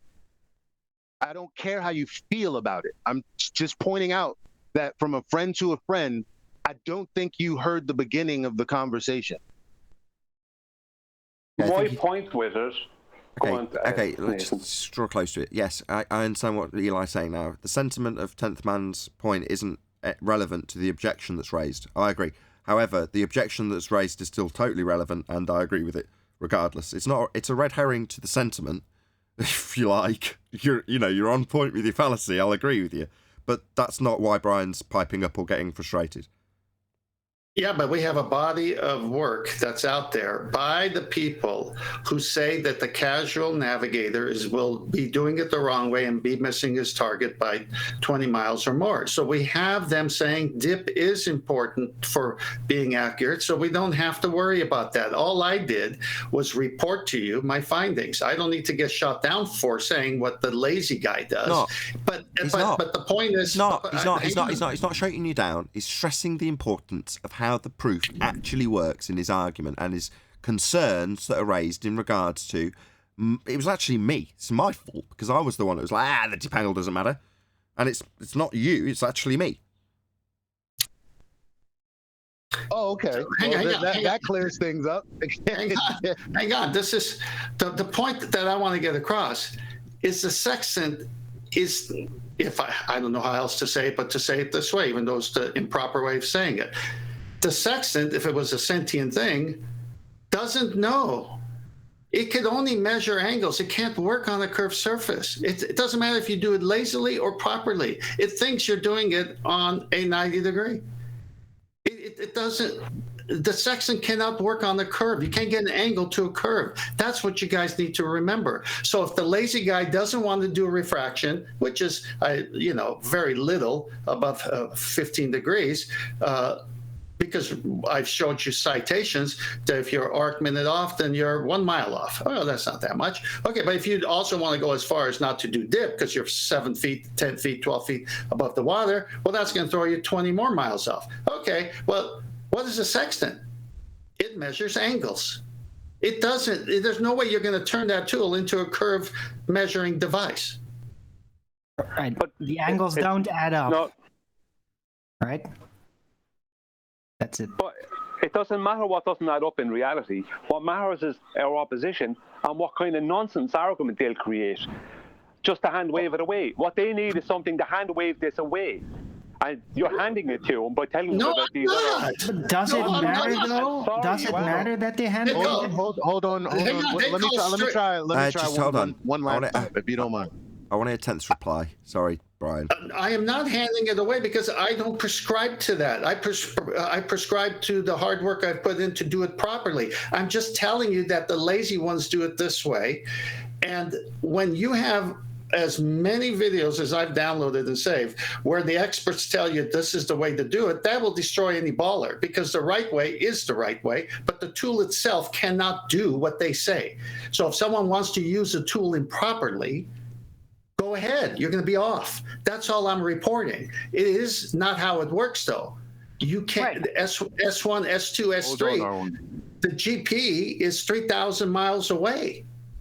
3,000 miles of flat, 6,000 miles of diameter for the other guy on the other side of the circle, equal altitude.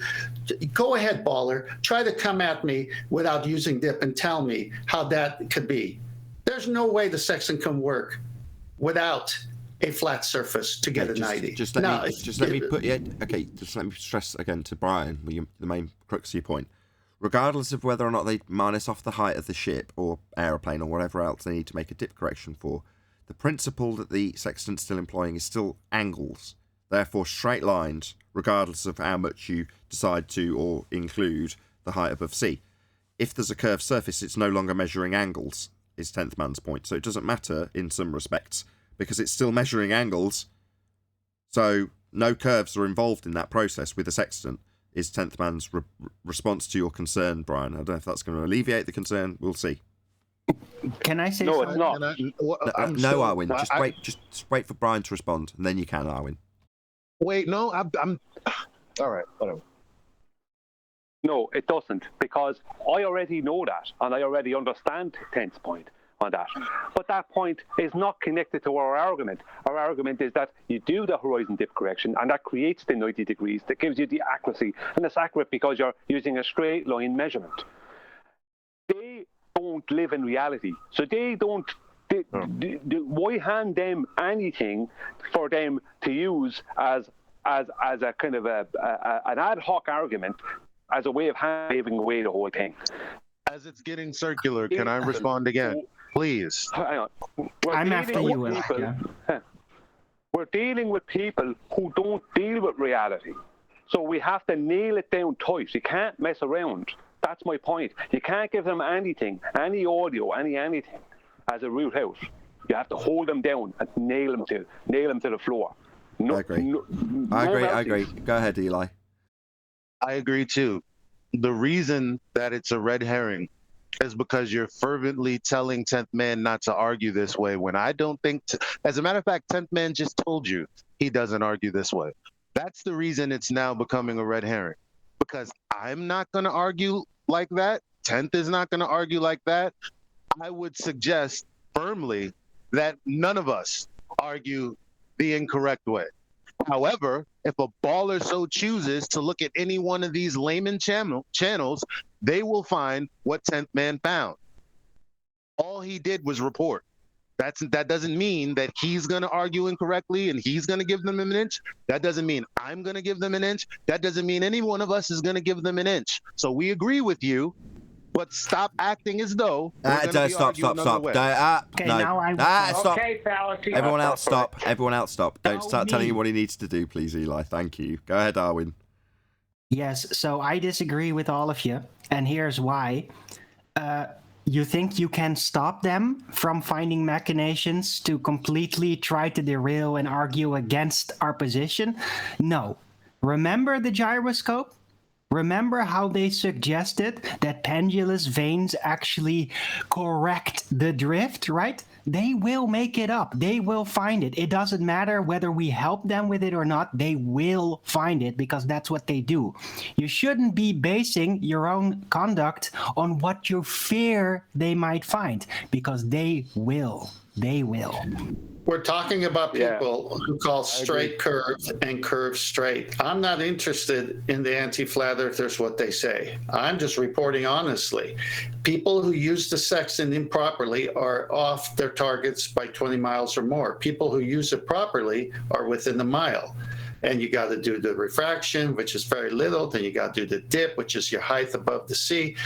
That's the way it is. But the tool itself is an angle measuring device. So it doesn't matter when an anti-flat earther comes and says, well, I don't agree with it because to me curved is straight. Well, how am I ever going to reach that guy when the tool itself can't do anything on a curved surface? Exactly. Well, if I was So a it's all baller, self-evident. if I was a baller, I would have pulled an argument out of the flimsy attitude towards the horizon dip correction. Who had the flimsy attitude? Who had the flimsy attitude? I just reported. It was me. Hello. I already confessed to that. No, but the layman sailor who is flimsy and doesn't want to do it correctly is all you're proving. Yeah, that would be me. Also, 20 mile, that's good enough. That would be me. Right. So yeah, then but why talk about them? Who's talking about it? I brought it up Okay, come on, both of you, come on. Just let Tenth finish, come on. You're bringing... come on, just let Tenth finish. You're missing the point. You're being prideful about this. The point? What? Oh, God. What's going on? Everyone stop. Everyone stop. Everyone take a breath. Stop being so outraged. Yeah, can we just stop just for a minute? Let's just take a breath. There's no need for this, right? There's no pride in 10th Man revealing this information to us, and there's no pride in him defending his position about how it is or how he's reporting on it. And there's nothing wrong with Brian vehemently defending his position that it's important to keep the information concise and accurate. Otherwise, what's the point in saying, well, in geometry, you've got flat, straight lines, and you've got things running parallel and perpendicular, and all these things that Brian's going through in geometric terms are set in stone, and therefore, if you're going to employ them and use them as an argument, you should employ them as they are, utilised with the straight line, with the 90 degrees. That's his argument. And that's never going to change. And his concerns, you pick on those, it's like, well, that's almost an ad hominem attack. The fact that Brian's concerned about a potential preemptive concern for what they might attack in the future, so what? That's his prerogative. He can do that. It's still pertinent because his point's totally valid in terms of how this works as a geometric proof of a flat plane. And it is a proof. So the fact that he's a bit guarded about it, good for you, Brian. I would want to defend this too. You put a lot of work in, a lot more than I have. The fact that I'm flippant about it, I can only apologise for and say, look, I understand your point, and the geometric importance that you've laid, I watched on your video today, and for me to just say, who cares about X, Y, and Z, it's like, well, that's unreasonable. I haven't put the research in, you have. So I apologise.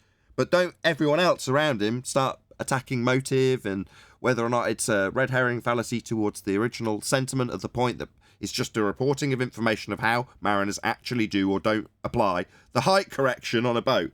So we don't need to fall out over this is all I'm trying to drive at. No, but there's no falling out, but to be accused of being prideful for just reporting what lazy navigators do. I agree. I mean, that's beyond the pale. Okay, but let me finish. I agree. That's where I stepped in to stop. Let's not discuss that because that's where I stepped in so that we deviate away from that rather than focus on it. No, I'm not mad at Brian. I'm bringing it up for a reason. I wasn't pointing towards you speaking about it. I was pointing towards the flippant attitude towards it. And that was the problem. That was the problem. Not telling the world about it, or not saying this is what happens when your layman navigators do it. That's fine. But it's the flipping attitude where it's like our argument is the 90 degrees. Nathan apologized. Okay, Nathan apologized. He didn't But since he's not even addressing you, Nathan apologized, Brian. I got it. But I want them to address it as flippant. I'm going to go with Brian. I want them to do what Brian is afraid they're going to do. I want them to do that. Don't you get it? Right. Don't be afraid of their machinations. It's going to happen. Because the minute they do that, okay, then. I'm going to disagree. I disagree because that hold was, on, everyone, hold on. Hello? 10th Man has clearly got an ulterior motive he's trying to highlight to you all. Hello? I want to hear the gangster. I'm with 10th Man. Let me lay the trap. Oh, God. Let's just try that again, 10th. Everybody else. Okay, everybody votes. Hello? Who is with 10th Hello? Man? Who is Hello? Everybody else other than 10th Man, please can you let him illustrate his ulterior motive before commenting? Thank you. The trap is set. I want it to happen because it's just like anti-flat earther fighting Glober. Now I will unleash all the experts in how Sextant is operated properly against these anti-flat earthers, and they will have a fight with those people. Machiavelli! Well, the reason that I'm annoyed at that is because that's exactly the kind of trap that Quantum Eraser left with the whole refraction thing and the bendy grain, and I'm like, I could have went without that. I could have, that's my own feeling, though. That's my own feeling. I got another one that's being subtly set that no one's catching at the moment. I have another one that is subtly being set. You think I just sat there for 18 months and said, I'm going to run with this? No, I played baller with everything I saw. I even played anti-flat earther with everything I saw. I had arguments with myself. What's the name of your alter ego? What's the name of your alter ego? I'm sure he hasn't got one. I don't have an alter ego. I just know that they are in trouble. And they're going to say things I want them to say. And then it's going to be unleashed on them. It's Nth Man. Of course. Globe Earth Dictate. Come on, man. That's right. Okay. That's right. Vanilla saying. I'd like to hear Brian as the main instigator of this row. Go ahead, Brian. No, thanks, Nathan. First of all, Nathan, you didn't need to apologise. I just wanted to point out that the flippant attitude towards the HDC, the Horizon Dip Correction, was my problem. Not speaking about people who have a flippant attitude towards it and do it flippantly, who are just kind of casual navigators just out from shore. Right? Now, that's fine. Tent wants them to do this. That's fine. I still stick to just nuke them. And no mercy. That would be me. Don't give them anything. No, but they're nuked already. It's 10. It's your argument. You brought it. We wouldn't have it here for one for you. You're your own man. You do whatever. But I wouldn't do that. I just nuke them to death. No. First of all, I nuked them from the beginning because it nukes them right away. And it's all going to go back to the basics of the sextant. It can only measure angles, and you need two straight lines to create a corner to have a vertex, and you need a right angle to have the GP of a sun that's zenith. Zenith is 90 degrees. The book is an address of 64 navigational stars that are directly over the Earth. There's your 90. Nothing changes that. I already nuked them.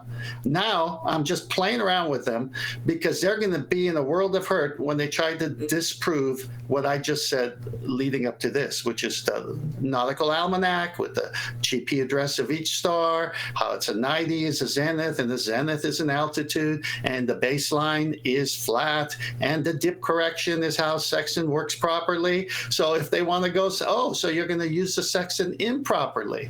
Well, who you been watching? Oh, really? So wouldn't that throw you off because the sextant thinks that it's level? Because it can't measure curve. It can never measure curve. Yeah, that's what we've been stressing the entire time. It's an angle measuring device, regardless of whether or not the dip angle is corrected for or not. And correcting for it increases the accuracy for the one straight line along the bottom, if you like. Yes. So this is going to be so much fun. It might even go into 2022. Wait till you see the other one that I haven't even let out. But I've subtly let it out. No one's caught it yet. Okay, Ballers be tripping, yo. From my position, I've already argued with ballers on YouTube and on shows, and even gone through it with flat earthers about the importance of the horizon dip correction and how important it is. And it is. Attitude toward, hang on, you're flipping that attitude towards it on the live show. I don't feel that I can make that statement now without someone saying, well, according to Man and Nathan, it doesn't. I'm sorry, I'm not trying to point you out, but they can point back and say, well, that show the other day didn't seem to matter. No. Another roadblock to get past. No. It is important. So, No. I'm saying, let me set the record straight. It is important. That's the trap. If they want to bring this show up, that's the trap. I want them to say, oh, they said it works when you're not using it properly. No, it doesn't work when you're not using it properly. You're 20 miles off. You got to use it properly. Let's get back to what it does. It measures angles. Can you get an angle with a curved surface? Boom, done, over. So if I cite lazy navigators who improperly use the tool and are off by 20 miles, how did I hurt any argument? I didn't hurt any argument. It can only measure on the flat surface. 10th Man is a baller poacher. He knows how to lay the traps. He's got a point, Brian. You know, if he cites a lazy navigator or me flippantly says it's not important, as I did, this is still my fault. I did need to apologise, but thank you for letting me off the hook so easily. Anyway, he's right. You know, it's like, well, then you haven't got it accurate, have you? Then it's not been done correctly. What did you need to do to get correct? Well, you needed to get down to the ground because you're actually working with a straight line, flat plane, which is your point. Yeah, but then we have from this echo chamber. But then we're going to have yeah, good point, Neil. Then we're going to, my point is that from my point of view, why give yourself that extra argument to have? I'm not. I share your point of view. I'm with you on your point of view. That's my point of view.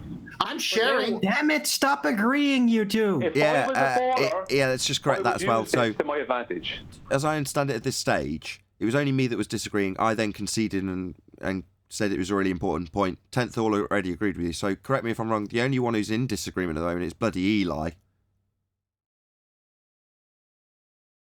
No, I'm not. I'm only in disagreement with. I don't want the trap to be laid now that I thought about it, because that's what Quantum did, and all of the dumb ballers. I got to deal with that. I don't have to deal with it, but it's annoying when I just want to go through the argument as accurate as it is. Hold on, Eli. Hold on. Hello, hold on. Eli, if I said this statement, right? If the horizon is refracted, it is not geometric. Have you ever said that statement before? Yes. When they say the horizon is refracted, you appreciate that that's the end of their argument, though, right? Yes. But your concern is that they don't appreciate it's the end of their argument, and you'd rather they didn't say refraction. Well, then it wouldn't end their argument. Yep. I get what you're saying. I had the same conversation with QE. I even went and got him a picture from BLMSB69 that was on a crystal clear day of the same observation with a further horizon, and I presented it to him. I went, "There you go. Use this from now on." And he went, "What, this?" And he showed me that it got a stack of them, all sorts of different. It's like from the same, you know, from a different day, slightly different observation, and he got a stack of them. And I was like, "Well, you've already got this really clear one. Why didn't you just use that one?" He's like, "Well, I want them to say refraction." I was like, I said exactly what you said, but it's really annoying. They just point at the bendy crane and say bendy crane refraction. And then he took me through the argument. Well, what is refraction? Do you understand that light refracts? Yeah. Okay. Well, what refraction do they use? Well, they're using light bending through sphere-shaped air. Terrestrial refraction, of course. Oh, right. And what's that based on? Well, it's based on R. Oh, shit. That's the end of their argument, isn't it? Oh, yeah, I see why you'd want them to say refraction now, because it's the end of their geometric argument. As soon as it's refracted, an optical effect, then it's not geometric. And not just that, it's worse because if it was refracted, that means they could have never technically established the R value in the first place. Exactly, the Arwinian paradox. How can you refract the horizon with R, which is their argument? It's refracted. The horizon, that's Earth curve, is refracted. With R, terrestrial refraction, 7/6 of the radius, 7/6 R, in standard form. That's terrestrial refraction, light bending through sphere-shaped air. Atmosphere. Atmospheric refraction, as it's alternatively called. Well, if you've got atmosphere, sphere-shaped air, and light bending at the rate of R, then you're going to need R to give you the rate. Where'd you get R? Well, you get it from Al-Biruni in his dip angle correction measurement. Sorry. Yeah, that's right, dip angle correction measurement, to derive the R from it. Well, from what? Well, from the physical geometric horizon that he was measuring. So you're moving the horizon with a measurement of its physicality to prove that it's not physical. It's refracted now, non-geometric, that only exists in the maths. So what you're saying in response to the Black Swan fundie who claims it's refracted is we don't see Earth curve. That's their response. Yep. But did Al-Biruni even do the correction? Or did the people using his data afterwards do the correction because it didn't fit their sphere belief? It's not correction. I just used the wrong. It doesn't really matter with that horizon moving back and forth. I just used the wrong. Just let me correct Darwin. I used the wrong word. It wasn't a correction. It was a measurement. It's just because we were talking about dip angle corrections. It's not even an angle. It's a height adjustment. When we were talking about triangulation with stars, he's doing a dip angle measurement, and he's measuring the dip from 90 degrees from his zenith. So zenith being above him, straight line directly down through him, that gives you a vertical line, and then running along that you've got a horizontal line that's 90 degrees to your position where he's measuring on the mountain. Well, the dip is where the horizon is situated below that 90 degree line when he measures it. Well, that's a dip angle measurement. I just used the wrong word, Darwin. Well, that measurement is a measurement of the physical geometry, so we can derive an R value through trig to give him R. Well, that's a measurement of geometry, and when they say, we're refracting the horizon with R, then where'd you get R? Because if the horizon's refracted, it's not geometric. You couldn't have got R from it when Al-Biruni measured it as a geometric horizon. Paradoxically labelled the Arwinian paradox when originally verbalised by Arwin. Indeed. All I was curious about is whether Al-Biruni ever conceived, like, hey, maybe this horizon doesn't seem to fit like what the Jesuits or whatever said about what the ball size was. Could it be that the horizon is visually displaced? I don't think Al-Biruni even thought about that or cared. I don't think Al-Biruni even existed. How about that? That too. That could be an option, that he never existed. But if he did, then I don't think he ever even thought about terrestrial refraction. How could he? Terrestrial refraction, that would be refraction based on R through sphere-shaped air. No, he's concerned about measuring the geometry, so he absolutely is not concerned with refraction on account of the fact he's measuring geometry. Exactly. And it becomes completely useless. How can you measure the geometry of Earth if it's refracted? You can't. You're completely in the wild. Like, what if you refracted it the wrong way, right? You're trying to establish the geometry, so how can you if you don't presuppose it? Presuppose what it's going to have to be. You can't. If you're measuring it as a tangent point, again, it's very akin, which is why I've laboured this point and used Eli with a comedic segue. Obviously, he's not in opposition here, but there we go. It's because of this exact situation where you've got a geometric claim from them in this instance. So it's a sort of reversal of the situation that Brian's concerned about, in the respect that their claim has a requirement for a tangent point. So on screen now, at this gentleman's eye line, you've got a straight line to the point that intersects the sphere. That's called a tangent, and it's necessitated in the geometry. It's also the line that's being measured for the dip angle measurement to get the geometry to get the radius. That's what Al-Biruni is performing in terms of his measurement of R. So therefore, this straight line must be straight to do the geometry. Now that's the line to the horizon. See, it says labelled location of geometric horizon. That's what Al-Biruni's measuring. Yeah? Well, their rebuttal, well, it's what we actually see isn't that. Okay, well, what is that? Well, that's Earth curve right there, ladies and gentlemen. And this depiction tells us how we're not seeing it, according to them. So, in conclusion, the horizon is an Earth curve. End of Earth curve claim, end of globe Earth. Right, and this is normally where Rumpus comes in and suggests that you can do like curved geometry measurements and all that. We do have a geometric horizon. We do have a geometric horizon.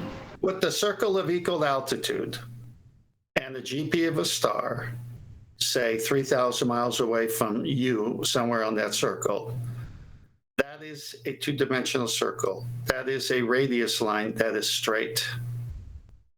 It's impossible for celestial navigation to work without it. If you go to Master B, Nathan, I've got 3 slides for you. Yep, dip correction. Okay, so you can see here, the way they want to illustrate it is on a curved surface. Right there, the sextant can't work. If you want to use this baller, anti-flat earther, you want to use this and say that's dip, you're already gone. Sextant can't work on a curved surface. Next slide. However, from a Navy side, this battleship, dip correction is height above sea level. Water finds this level. The sea is flat. Next slide. We know the sea is flat. You know why? Because the GP of this star, S1, is 3,000 miles away from O, the ship. That's 3,000 miles of a radius, and the radius doesn't bend. It's a straight line.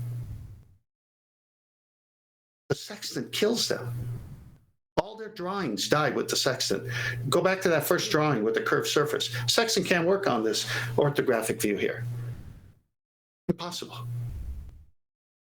Correct. For it to be functional, you've got the GP of the star at this point here. Let's say it's at the end of this line, just because we've got 2 that we can compare, one on the curved surface, one on the plane that this would be done on. So in terms of the dip correction, just to get that out of the way first, it's just minusing off the height when you're calculating it. That's it. But you're going to be actually measuring an angle to a star that's going to be situated around about here, and then its position to the ground, its GP, gives you 90 degrees. Now you're going to do that 3 times in all directions, but in all instances you're going to get 90 degrees to the GP of the star, and all you're doing is measuring an angle to it. So you need 3 positions or 3 conditions to be met in terms of getting a true fix. Well, inherent in that is 90 degrees to the ground, and you can't achieve that if the ground has fallen away from you. You no longer achieve the 90 degree. That's not possible anymore. So in the picture, the next picture, the line that's being drawn out, this solid black line, is the line that you're going to utilize and get 90 degrees to the star at. So this line that I'm drawing my mouse along, which shows the sextant and its use, is measuring a line from the horizontal to the star's position. Now, to complete this triangle, you've got 90 degrees at the bottom. Now, as you can see in the depiction, the actual GP is going to be at the C. Therefore, you've got to make a slight correction, which is minusing off the dip to the C if you're above it. Brian's point is stressed because this line actually only matches up when you've got the triangle on the ground itself. Hence, you do a dip correction. But ultimately, all of those positions out expanding from your direction when you measure all of the stars in 3 different positions are all parallel. All of the lines coming down from the stars are all parallel. They must be, otherwise this measurement won't give you 90 degrees, and that 90 degree line along the surface won't measure an accurate triangle to your GP, and to your fix from the GP. The question is, no matter who you're talking to, describe to me what a sextant is. What does it do? They die the minute they try. Because the only thing a sextant does is measure angles between the horizon and an object above the horizon at some altitude. That's all it does. You need two straight lines to create an angle. It's an angle measuring device. If you hold a carpenter's angle the wrong way, it doesn't change from 90. You just held it the wrong way. You're going to be off. If you do sextant readings and don't do the proper dip correction, you're going to be off. That just proves why it's an angle measuring device. Why doing the dip correction gets you within a half a mile to a mile of your destination over 3,000 miles. It has to be flat. It has to create a corner. It has to be a vertex. It's fantastic. The sextant, if I was a baller, I'd leave it alone and run for the hills. What I would say on the horizon dip correction thing, and flimsy mariner is not taking it into account, your layman average amateur mariner. If I was a baller, the very first thing I'd say is, it does use the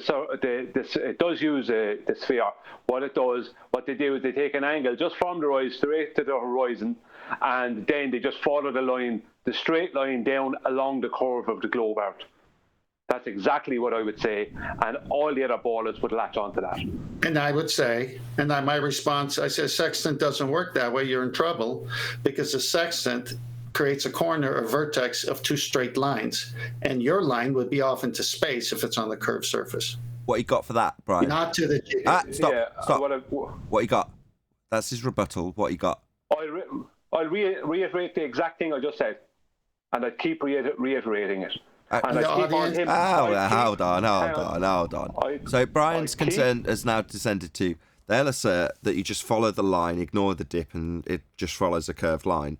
Response from 10th, that's not how sextant works. It's measuring a vortex. It's measuring a straight line. It's measuring an angle. That's two straight lines. What have you got in response other than to repeat the thing that's just been taken apart by 10th man? You're devil's advocate now, Brian. Yeah, but in my example, there is two straight lines.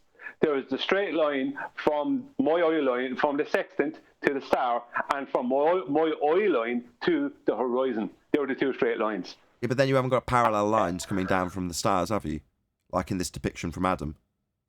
I don't have parallel lines coming. Yeah, but I'm not worried. I'm a baller. I'm not worried about that. I want 10th man to argue on this point, and I keep bringing them back to this point, and he'll never get beyond this point, because I keep on, and all my friends will bring him back there as well, and that's what we'll keep doing for months and years. Right? Hold on, you can't appeal to that. But the fact that we have circle-jerking fundamentalist religious zealots that will ignore the rebuttals, that's not 10th's problem, or mine for that matter. Yeah, but I want them to do that, Brian. I want them to do that. You then have an extra argument that you have to have that you didn't need to have. That's the point. The simplicity is gone. No, because I will turn to their experts who will destroy them. They will be having anti-flat against Glober now, because their experts say it has to be done to be correct, and it doesn't change. It's an angle measuring device. I will set the whole place on fire if they go there. I want them to go there. Let them go there. Right, go there with me. My question to you, Brian, I'll go there with you. So you said you argue that your eye line to the horizon is a straight line? That's right, yeah. Okay, how far away is that horizon in your globe model? How far away is that? But that's the changing of the argument. No. Let me try. Hold on, Brian. You say it's a straight. You say it's a straight line to the horizon, right? But as a glober, I can just point out that no, you don't have any straight lines. Literally none. Oh, I do have in my eye line to the horizon when I need it to be. It's straight when I need it to be. I'm a glober. I can say anything. Yeah, I know you can, but say it with me. Please don't take your devil's advocate job to the extent of being the fundy bit of it as well. You've still got to actually stay on track with the arguments and not circle jerk. So, yes, I get it. They can repeat their argument and ignore what you say. And that isn't what I need from you, though, Brian. My point in terms of the parallel, you've said, they'll just ignore that. Okay. But the next point is, if they've said that they've got a straight line to the horizon, and that's what they're utilising, because that's how the sextant works in response, well, no, they haven't. Literally, none of the line, nothing that you, if you're a globe believer, and you stand out and you look out your window, nothing you see, without exception, is where it's supposed to be with a straight line of sight to it. Literally nothing ever has a straight line to it. Fact. Okay. I have a straight line to the apparent horizon. That's all I need to say. And if you want to start arguing about the horizon and whether it's refracted or geometric or anything else, that suits me down to the ground, because now we're not talking about the sextant. You understand? This is my point. Yeah. Hold on. Stop. You would hope so. You're not doing a devil's advocate that's going to weasel away from me. No, when you said that your fundy position is globe-believing, anti-flat earth, whichever position, is that you've got a straight line to the horizon. My response to you, in devil's advocate as a globe-believing or fundy or anti-flat earther, is no, you have not. Every line, in every instance, to everything ever on a globe is not straight ever. It's all refracted all the time, always, without exception. Therefore, when you just hand wave that and say, no, I'm going to have a optical line of sight to something that's straight, you don't have that and can never achieve that on a globe. That's still the same unaddressed position. It's straight enough. Well, then you got to realize, Brian, who's acting as baller. I want Nathan to come back to that. I can use your definitions and just general geometric terms in terms of what's straight enough versus actually straight. You know, shout out to Bev, try thinking. But do you see where we're going here? Now we're arguing about all this stuff, this minutiae. We're not there yet. You're just summing up when we're not there yet. I need you as the devil's advocate anti-flat earther to eventually get to the point where I can say the word bendizontal to you. And now you're almost there because you're saying it's straight enough. Well, what's straight enough? What, a tangent line? Can you have a straight enough tangent line? What about the curved surface itself? Is that straight enough curved surface? It's like, no, we're talking about geometric principles. Straight is straight, you haven't got it. Line of sight or otherwise, you don't have that on a globe. But it's straight enough for me to take the angle. Bring it to me, Brian. You said, how would I answer that? I would answer it this way, after I let Eli get his point in, because he's been trying. Go on, Eli. Thank you. Well, I think my point still stands. If he's going to... I agree with you, Nathan. Everything is a holographic projection if you live on a globe. But if you're to assert that you're using flat lines, well, the physical curvature of the sphere, well, I already said it. It's physical. So how far away is that horizon line? Well, we know that's as far as you're going to get. Well, we know that the apparent horizon is a projection of the geometric horizon. Well, you can't get a straight line to it then. So you've just self-defeated. As a baller, you've just self-defeated your own argument then, because you're saying you can get a straight line. Now you've just professed that the geometric horizon only exists in the maths, and the apparent horizon is not that. Therefore, no straight line. Again, you've just collapsed your own globe-believing argument. No, what I've done is exactly what I wanted to happen. Because now I can say, well, the apparent horizon is directly above the geometric horizon. So that means that the distance is the same, and it's straight enough. And now you're not talking about the sextant and the 90-degree angle and the straight line radius. None of that. Yeah, but that's not. But when you let Brian make his point. Let Brian make his conclusory point. The most important bit is normally the bit that gets rumpus, Eli. Go ahead, Brian. Sorry. Yeah, that's my point. Now we're not talking about all the important things. The 90-degree angle that's always created due to the horizon dip correction and the straight line radius. I'm not dealing with any of that now. We're arguing about straight lines to the horizon. Right. No, because you're having... Wait. Let me just agree with him. Wait. No, Eli, no. No. He's proved his point. I can't not agree with him after making such an excellent point. He's made his point and validated it. Because we are doing that, aren't we? We are further away from the sextant. I'd be moaning that this little segue was getting us further and further away from the point, and that's Brian's point. And I can't argue with him. I'm the one doing it again. He's a clever man, and you can't argue with that. No, based on what he said, he just relinquished the 90-degree to himself. I've pointed that out. Yes, I know.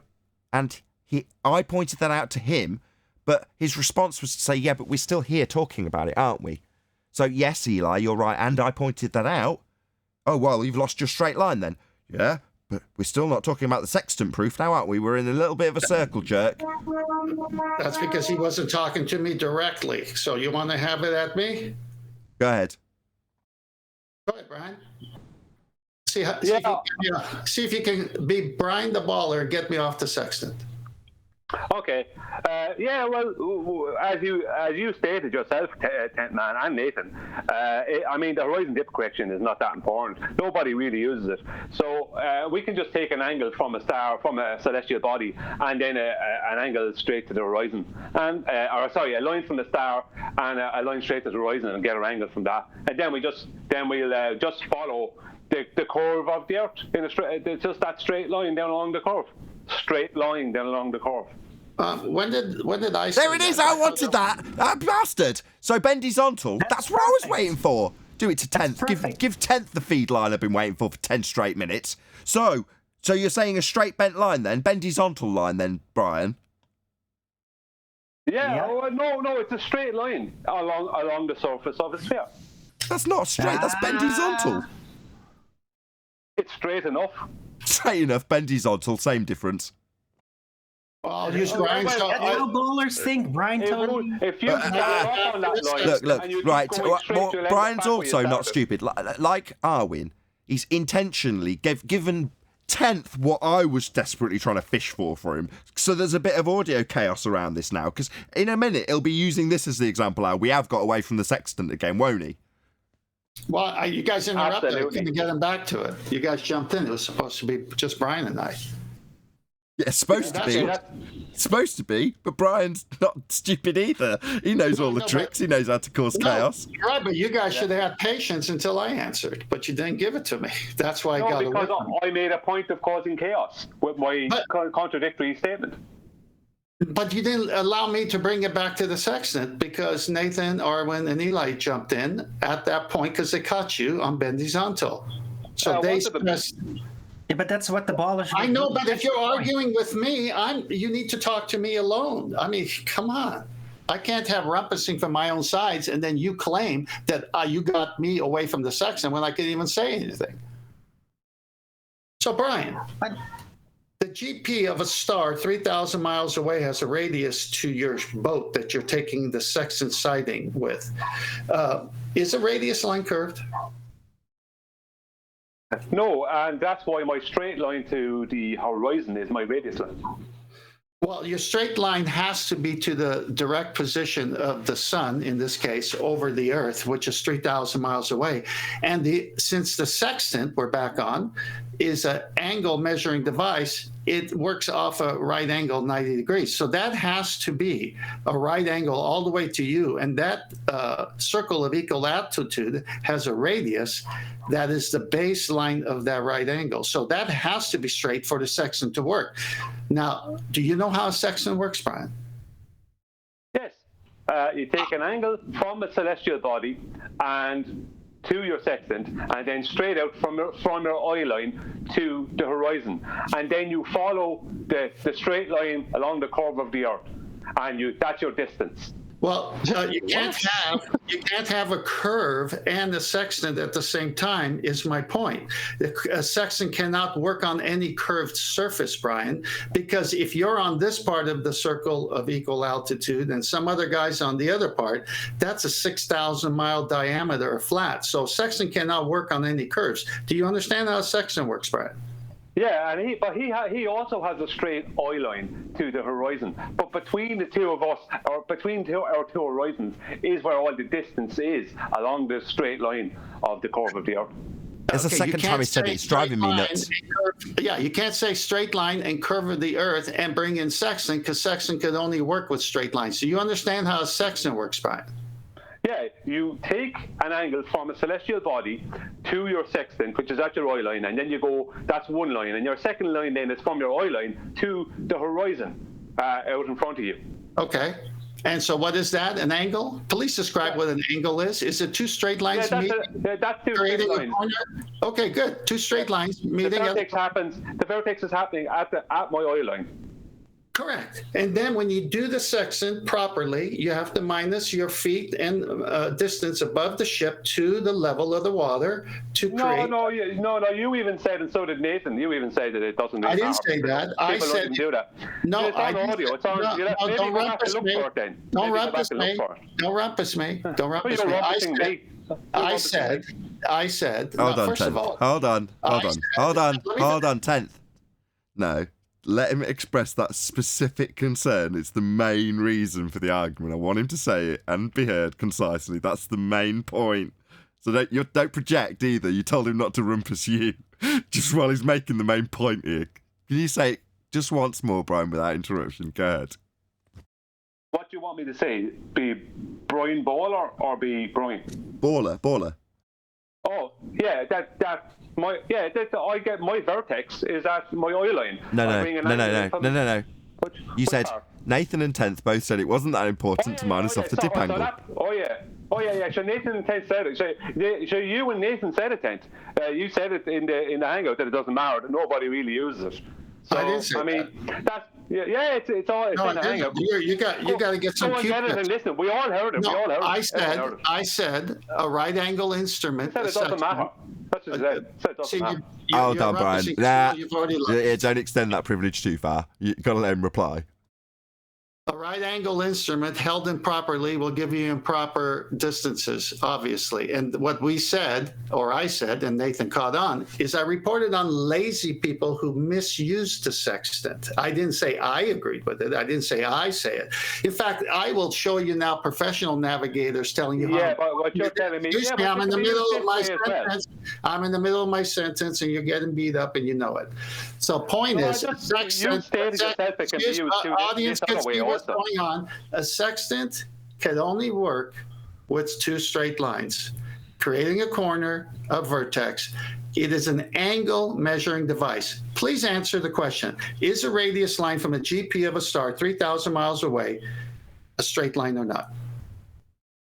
The straight line is from my oil line to the horizon. The GP of the star, not your horizon. You're limited to view. That's the straight line distance along the curve of the Earth after that. No, there is no curve of the Earth if the sextant is to work. You just lost the argument. The sextant can't work on the... Because, but sure, you even stated that nobody bothers with horizon dip correction. That's just an extra. I didn't say that. It doesn't mean you can do it. Hold on.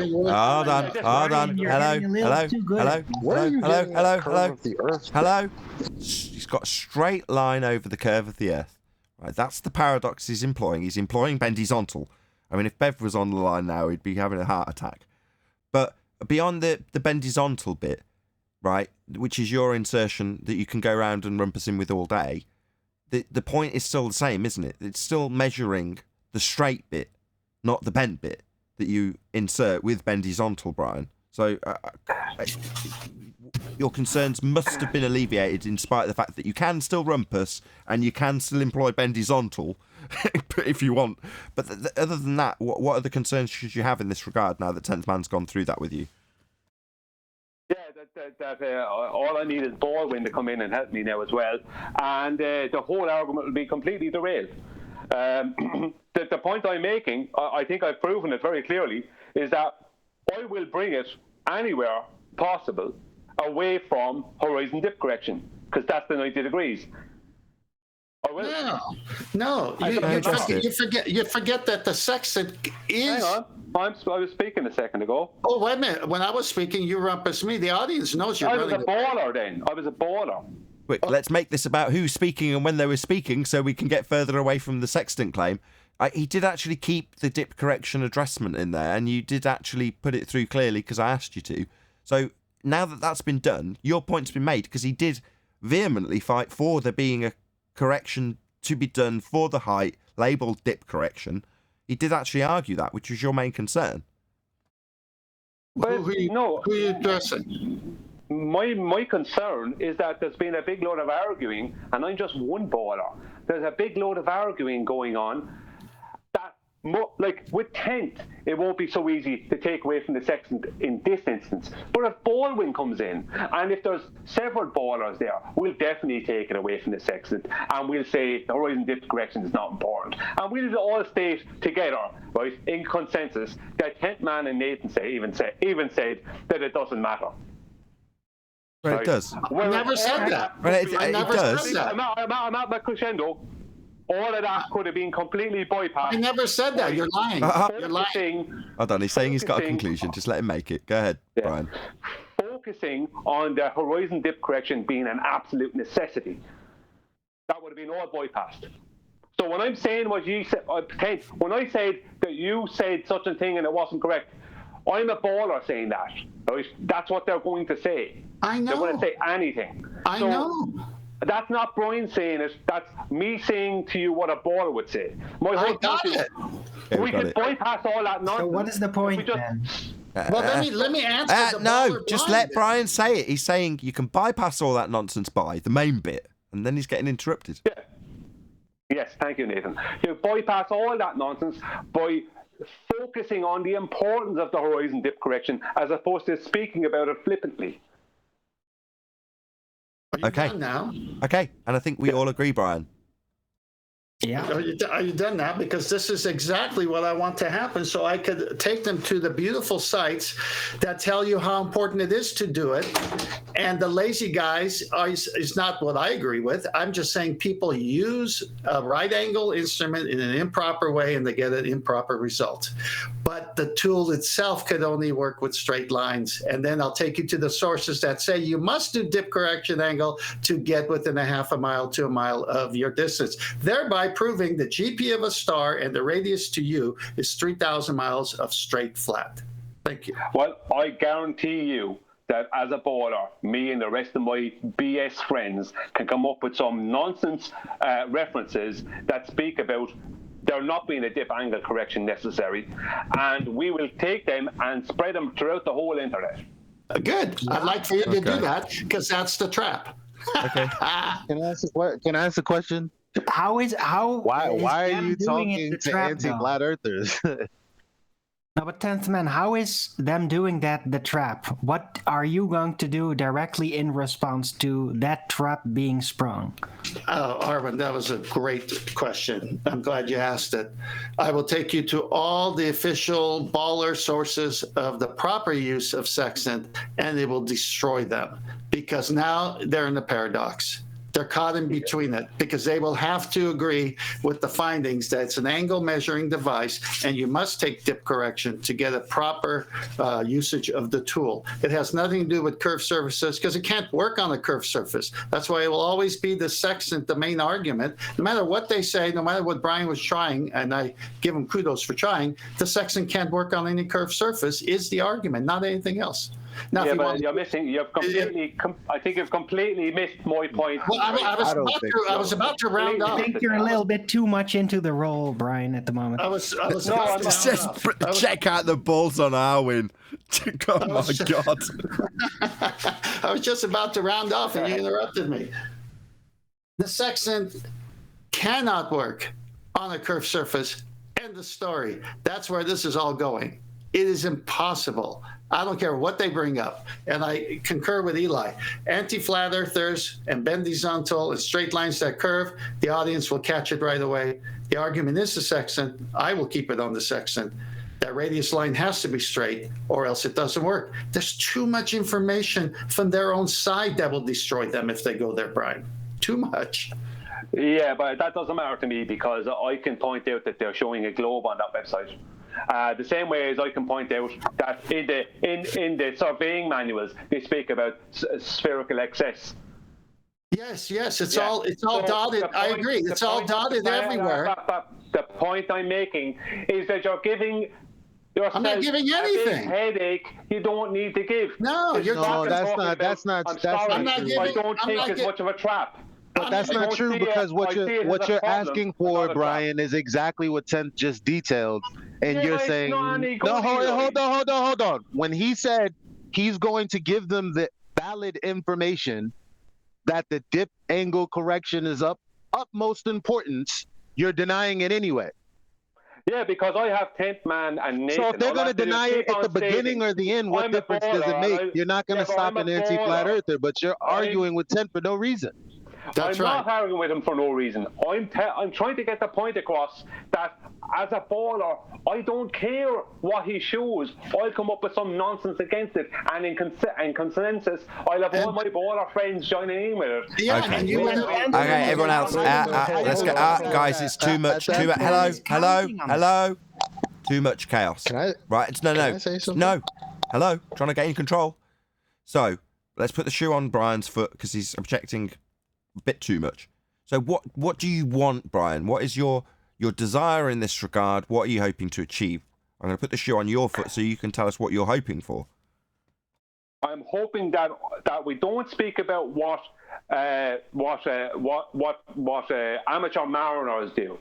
That is unnecessary. We only speak about what professionals do and the importance of the horizon dip correction to make that absolute 90 degrees, to make that to make sure that the radius line is on the surface of the Earth and not some ad hoc radius that I'm making up with my oil line to an apparent horizon. Right? Okay. I want to bypass all that nonsense. Fine. Okay. I solemnly swear that I will not underplay the importance of the dip angle correction by the many arms of Ganesh. Amen. So okay, now that he's praised Ganesh, okay, so the first thing you do is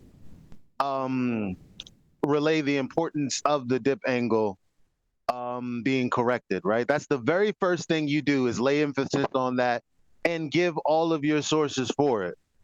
What's to stop me as a baller from going to those sources and saying, look, there's a ball right there, just like you said? Because my argument in the first place is that the horizon dip correction is not that important. And why it's not that important is because I heard you all say it on your Saturday debate show. Hell, you keep strong at it. Hang on. I'm a baller, remember? I'm a baller. So all I need is enough to hand wave it away. That's all I need to do.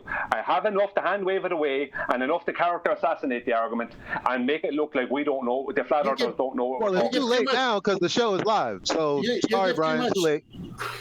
It's not too late. But you're missing the point. Just arguing that guys, can you appreciate? Hello, can you appreciate that Brian is playing devil's advocate, right? So can you stop attacking baller Brian and just accept what he's doing? And he's making his point again and again and again, and you're like, yeah, but you're going around in circles, etc., etc. He's making his point by doing it. So, can we try and just keep it one person at a time? Brian's, he's a bit too much into character. We'll agree with Arwin to an extent. The fact that Arwin pointed that out is outrageous, but there we go. Well, am I still engaged since I was the last person? Because I don't want to have the argument. 3 people at once, right? Who wants to go first? Is it Chocolate? Me. Can I just say one thing? Like, yes. When I heard Brian say, as a baller, I wouldn't care about whatever 10th man would show me, right? Is that sort of kind of what you said, Brian? Yes, Chocolate. Right. So at that point, well, if you're just going to deny what's being shown to you and given to you as evidence, especially of your own side, declaring his point, well, then that's the point that he should stop talking to you, right? That's the point where you lose all credibility. Because if you don't care, aren't you just claiming that globers are being unreasonable and will be unreasonable? Yeah, exactly the point. So, like, why argue with 10th man about what his argument's going to be if you're going to play a baller that's just not going to care what his argument's going to be, even if it devastates the guy's argument? Like, who cares? You're missing the point. The point is, we wouldn't be doing any. Then respond. We wouldn't be doing any of that if we just ignored these amateur mariners and stuck to you have to do the horizon dip correction to get that 90 degrees, and the straight radius line is along the surface of the Earth, not some ad hoc thing that I can state that comes from my oil line to the horizon and then follows a straight line down along the surface of a sphere. So my argument can now become, okay, so Brian comes along, he gives, all of these accounts from these real sailors that that tell you how to really do it, and I go, oh no, my friend doesn't. He does none of that. Look right here. Look at all these mariners that do none of that. What say you then? I can turn it back to what I said when I was being Baller Brian earlier. Yeah, you're not baller. Okay. You're not Baller Brian no more. I'm Baller Eli. So no, that's not fair. That's not fair. Really confusing. That's not fair. I'm Baller Eli, and you're just regular Brian. You propose your argument, and I tell you, well, it's not important because my friend, the dip angle correction, because my friend gets it good enough, and he uses the apparent position of blah blah blah, and so not only that, but you can. Well, I'm a baller who really cares, right? Because you're saying your point. I don't understand where you're going with this. Well, if you let him finish, then you might find out. Yeah. All right, Arvin, okay. So my friend, the thing that you're saying is of the utmost importance. No, my friend. No. What are you talking about? Why are you arguing with me about me and my friend? Sir? I'm not talking about your friend. I'm talking about a show. I'm talking about my friend. I'm not talking about you. I'm talking about my friend. Guys, stop. Both of you stop. Hello? Right, I think what Eli's trying to do with you, Brian, is say, I want you now, because you're concerned that the argument's going to get diluted, to express the argument to Eli so that he understands how you would position it when he's playing baller. That's what I think he's trying to do with you. Position it. But my point, Nathan, is I wouldn't position it because I wouldn't be in the position where he'd be trying to So you don't want to see the flaw in it's not a flaw. The thing is, you're missing the point. Each other finish each sentence. Just finish sentences. I wish you would.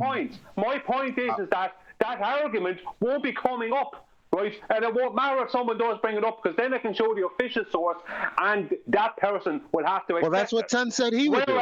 No, because and you said you wouldn't accept it. As a baller, I can point back to the show where Kent and Nathan said it doesn't matter. Right, and then I said, and then hold on, but then I said, so why are we talking about? But then, why are you interrupting me? Because at that point that you just said, I already responded to that. Well, it's too late now. Water under the bridge, because the show is live. What do you mean? Not right now, but this is not. This is a red herring. This is actually a red. What do you mean? This is not my point. You red herringed it by talking about this. So I said, "Well, guys, calm down." Okay. Well, he's the one interrupting. Simple for everyone. Can you please just don't listen to me? Don't listen to me, right? And leave it all go to fuck. How about that? Well, I don't know why you're upset. I'm just trying to respond to you. You don't know why you're upset because you keep arguing with me. The mind experiment is going out of hand. Owen, you make matters worse. Man. Let everyone clear the airwaves just so Brian can round up his point without everyone interrupting him and frustrating him.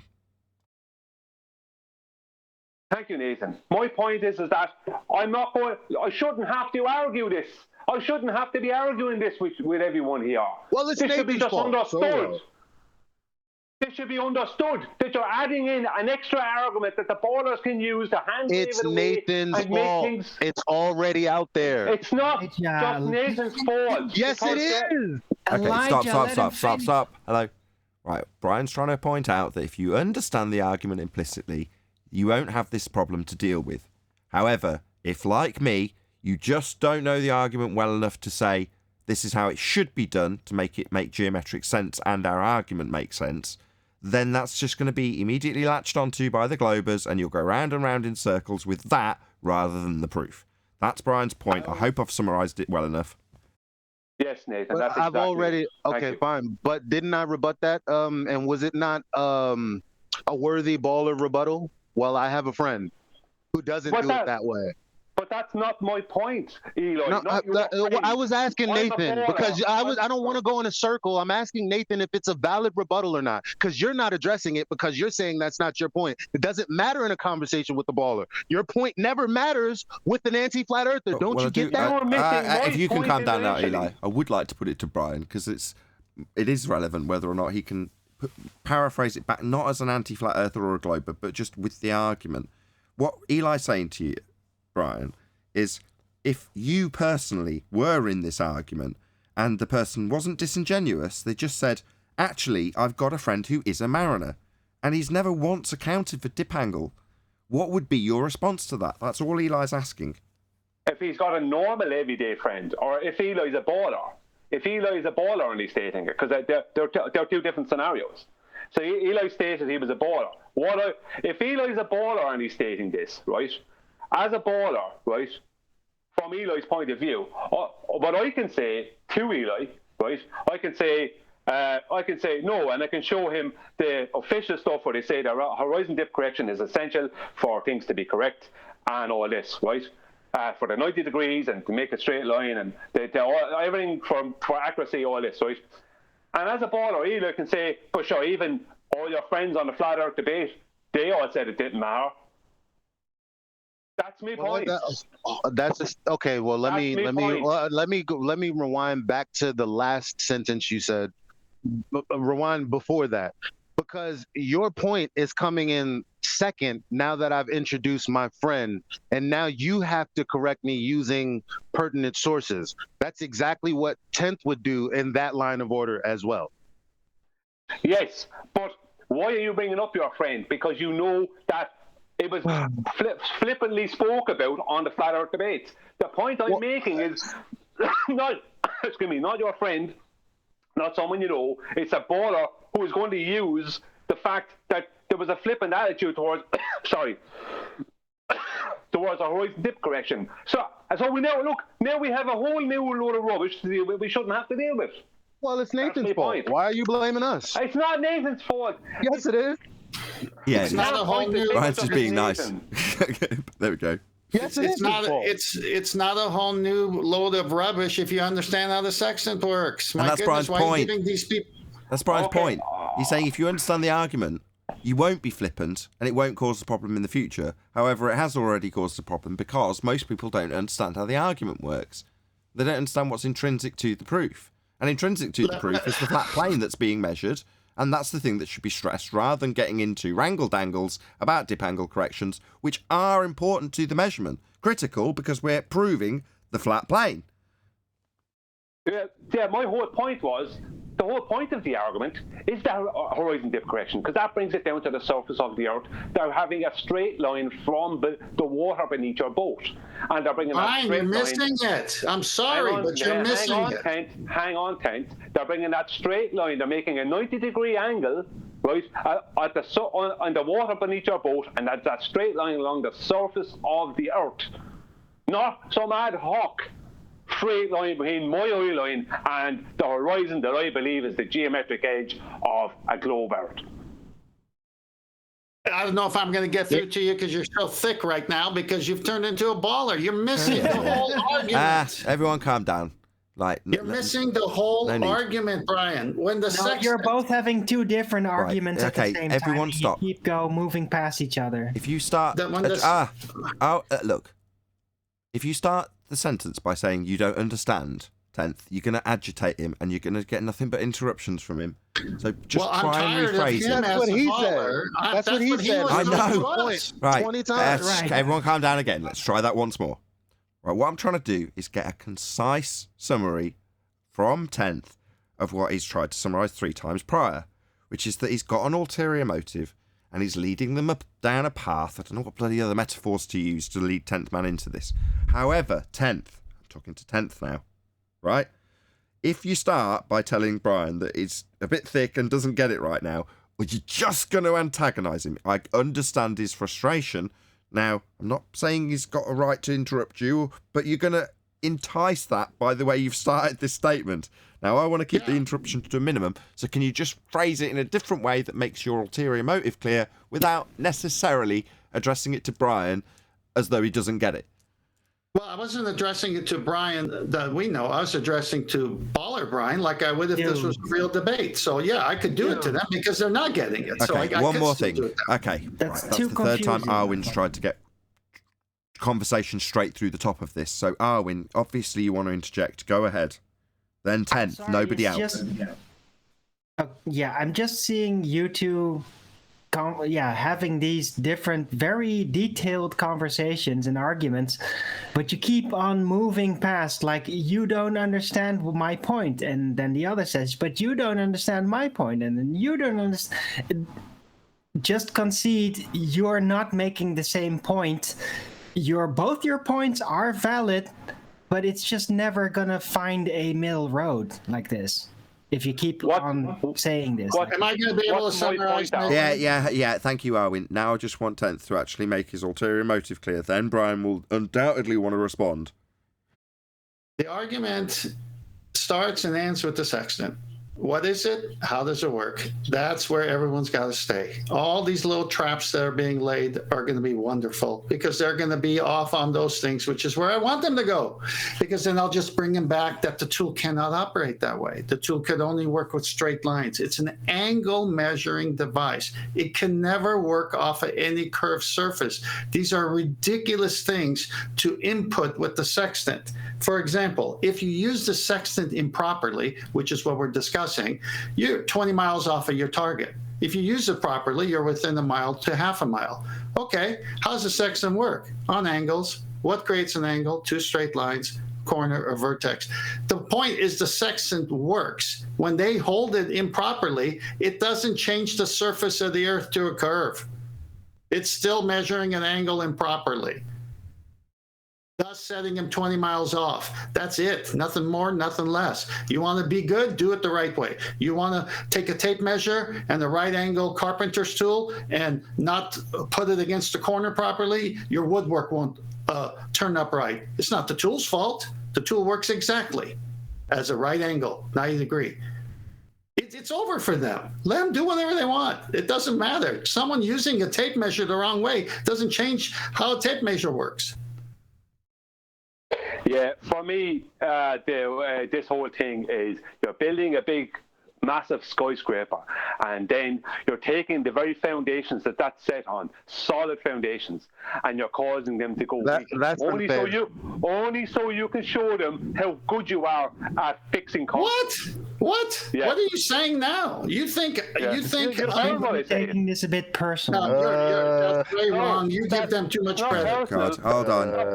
Guys, can you hear the agitation level in 10th and Brian rising as Eli and Arwin Fundy mute them? Yeah, they're talking over each other. Two other people joining in won't help. Thank you. Yeah, okay, look, what you just said is so wrong that I can't even respond to it because it's not anything that could ever come back to hurt the argument because the tool cannot work without a flat surface and a 90. The tool is rendered inoperative. Get it? If you use it wrong, then you get a wrong reading. That's all. It still needs a flat surface to work. That's the argument. My goodness. As I stated, it was rock solid with solid foundations, and you weakened the foundations just so you can show some baller how good you are at fixing the foundation. No, see, now I take personal to that remark. That's not why I'm doing it. That's not why I'm doing it. Can I ask I don't Brian, see that, Brian. I don't see that. Can I ask Brian, how is the foundation weaker if the foundation is a flat surface? Is there anything other than a flat surface that the sextant, whether it's being used right or wrong, is there anything other than that? Like, how is the foundation being? Like, I don't know. I'm trying to understand, man. I don't get it. It's that it's not about the reality of the situation. It's about our opposition in the situation. We're weakening our argument in the face of our opposition because we're giving them an opportunity to mess with our argument. And look stupid. We're giving them an opportunity to continue to tell us. Let me finish speaking to It's not weakening the argument. Let me finish speaking to Chocolate. Being prideful. I'm sorry. Let him respond to Chocolate. Hello. That's all. Hello, Chocolate's managed to get his way into the conversation. Now you've got to let him respond. I know everyone else wants to say, no, it isn't, no, it isn't, no, it isn't, through the top of Brian. Just, can you hold your tongues? Yeah, the point I'm making is it's a completely unnecessary thing that weakens our argument. Why do it? Why speak about it? Why speak about any amateur? Why ever bring that up? Only speak about the HDC, the horizon dip correction that creates the 90 degrees on the surface of the water beneath the boat, which is the surface of the earth. That's all we need to deal with. Why give anything that they can't take and use against us? Nothing got weakened, Brian. Weaken the argument. So even if he does give them what you say is going to weaken the argument, how do they turn around and use that against the flat surface that the sextant is being used on? Because they're going to say the straight line they're getting an angle from a celestial body to the sextant, and then the other straight line is going to be from their eye line to the horizon, and they're going to come, and that horizon will be a geometric or an apparent horizon that's refracted from the geometric horizon, and that straight line will be the radius line, the straight line radius, and it will continue on in a straight line over the curve of the sphere Earth. And that, right, aren't they saying that You're already? too much into the role of baller. You're actually aren't starting they to saying fall that for already, their own though? self-imposed belief of winning. Really, you are, Brian. They don't have that much grip. They can always worm their way out. It doesn't mean they're winning. I found, thanks, Arwen. I found out very, very early, right, what their game plan is. And it's like, grab anything to use against you. Yeah. And now That's what I want them to do. Yeah, but it's not going to work, though. It doesn't actually work. It only works in their mind. Everything I said today, forget the whole lot, do whatever you want. Right? I'm done with it. Yeah, that's what I want them to do, Brian. Because the minute they do that, Chocolate's point, the minute they do that, Chocolate's point gets... All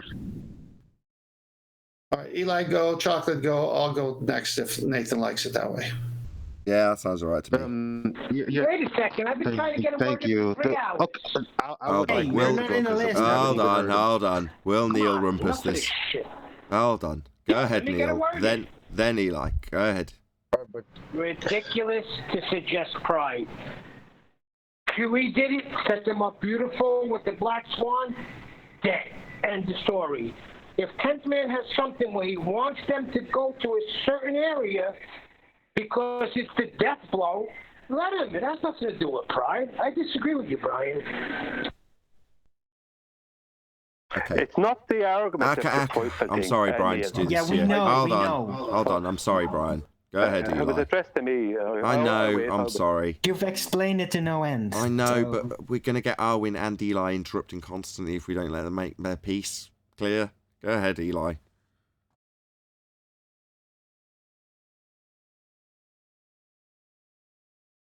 Better have a point now, Eli. Please, God. Neil, you're not coming through. You've lost You're Eli. not on mute, but you're not coming through. Who's next? I already said what I wanted. Well, can I run off my point? Wait a he's second. Nobody back. heard me? No. Yes, we heard you, Neil. Brian wanted to respond. I wanted to get everyone else in the queue out of the way. Now we've just descended into chaos further and further from the point. Sorry. Eli. Are you there? Did you want to respond to Neil, Brian, and then 10th, please? Yeah, my point, I wasn't saying he was prideful to come up with the argument.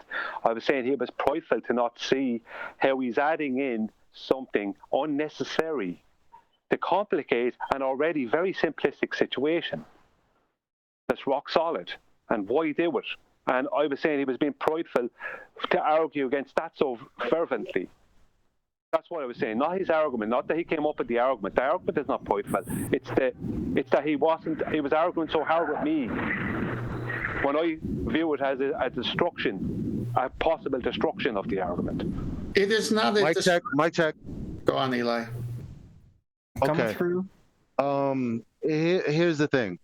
Whether you belabor the point or, relinquish the point, there's never going to come a day where I think you saying "I told you so" is justified, because in my mind, there's no way that they're not going to find a way to poo-poo the argument. For God's sakes, you're talking about a 90.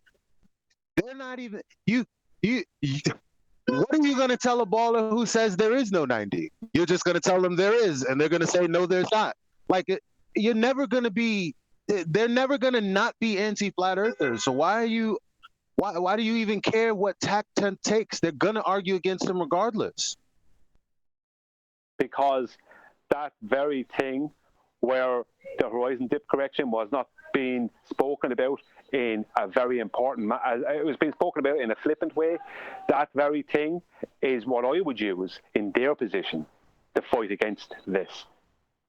And why do you think I brought it up? All I need, right, is for me and my friends, right, to consensus, as a consensus, right, to take anything we need and use it against us, right, and that argument to hand wave it.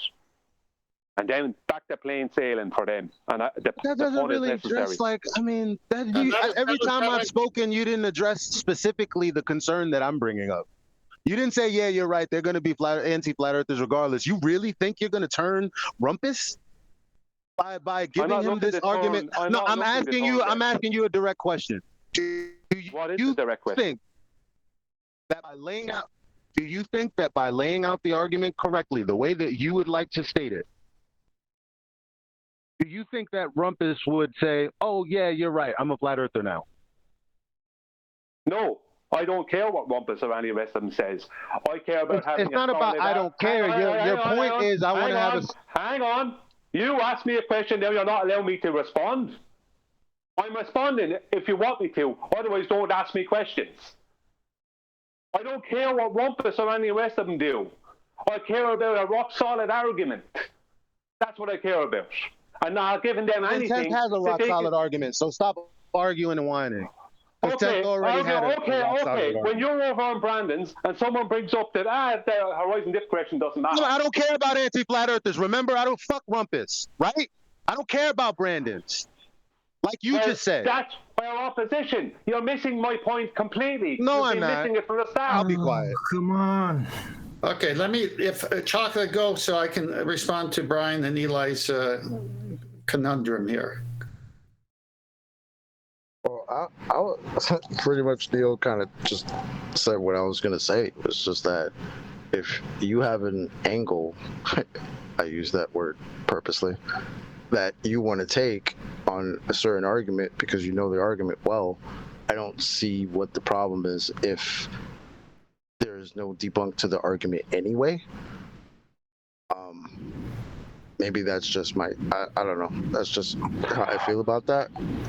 I get what your concern is, Brian, but I mean, if Tenth has it in the bag, then let him kill it the way he wants to kill it, right? I mean, he doesn't tell you what angle to use in your videos, however you choose to approach your argument.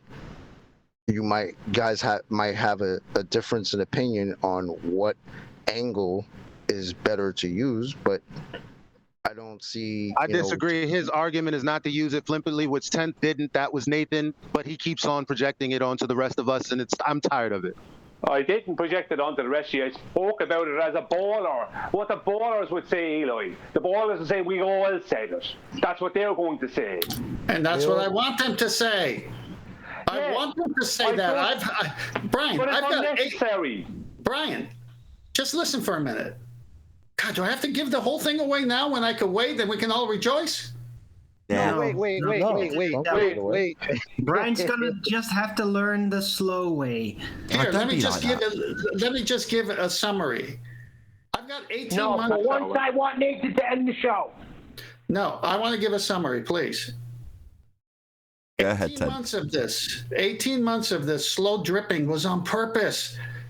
Huey says, come on, man, do the show. What are you waiting for? Nathan says, man, you really ought to do this on the live show. No, I want to drip. I want to take my time.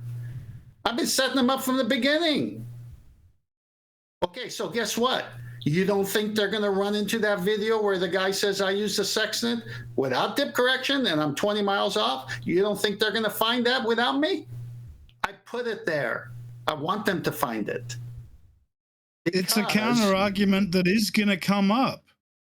Yes, they're going to find everything. They're just getting into Sextant education themselves. Now, not bragging, but I've got 18 months head start. So when I call navigators and talk to them, what do you think I was talking to them about? I ain't going to tell everyone. When I call schools for navigation that charge $3,000 to $4,000, what do you think I talked to them about? Well, I gleaned a lot of important information out of those things. Excuse me. I put together arguments before they even happened. Okay, if I'm a baller, I'd say this. Well, then I'd say this. So then I said, well, how do I kill it? How do I make this thing bulletproof? All right. So the gift that was so unbelievable that happened a couple of weeks ago that I never even thought they would do this early on was they ditched 90. We don't want to hear 90 degrees. The minute they did that, I said, oh, it's happening faster than I expected. You can't ditch 90 degrees and have a sextant work. A 90 degree is a right angle. It's over for them. They ditched it already. They're going to find these videos and they're going to say, well, someone used the tool and didn't get a precise 90. Yeah, that's why he was 20 miles off. But the tool can only measure 90 degrees, held right or wrong. The surface is not the issue. Curved, it can't work on, though. It must be flat because that's the tool.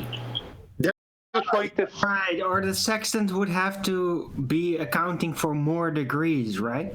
Why are you trying to sell the argument to me?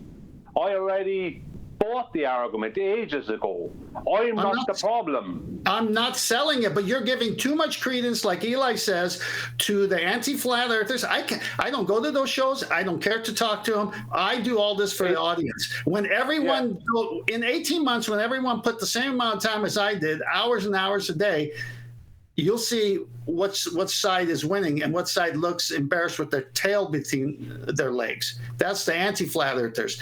When they got rid of 90, they died right there. Now, I'm not going to tell you why and how, other than I already have, but there's more coming. They just destroyed the ball when they killed 90. Just think about that. With that, I am going to say a huge, massive, enormous thank you to both Discord and G+ panels for making today's after show possible. Of course, a massive thank you to all of you in either Nathan Oakley 1980 or Nathan Oakley Premiering streams, hopefully smashing the PayPal link, super chat, all that good stuff. I've been Nathan Oakley, and I will see you all in the next video.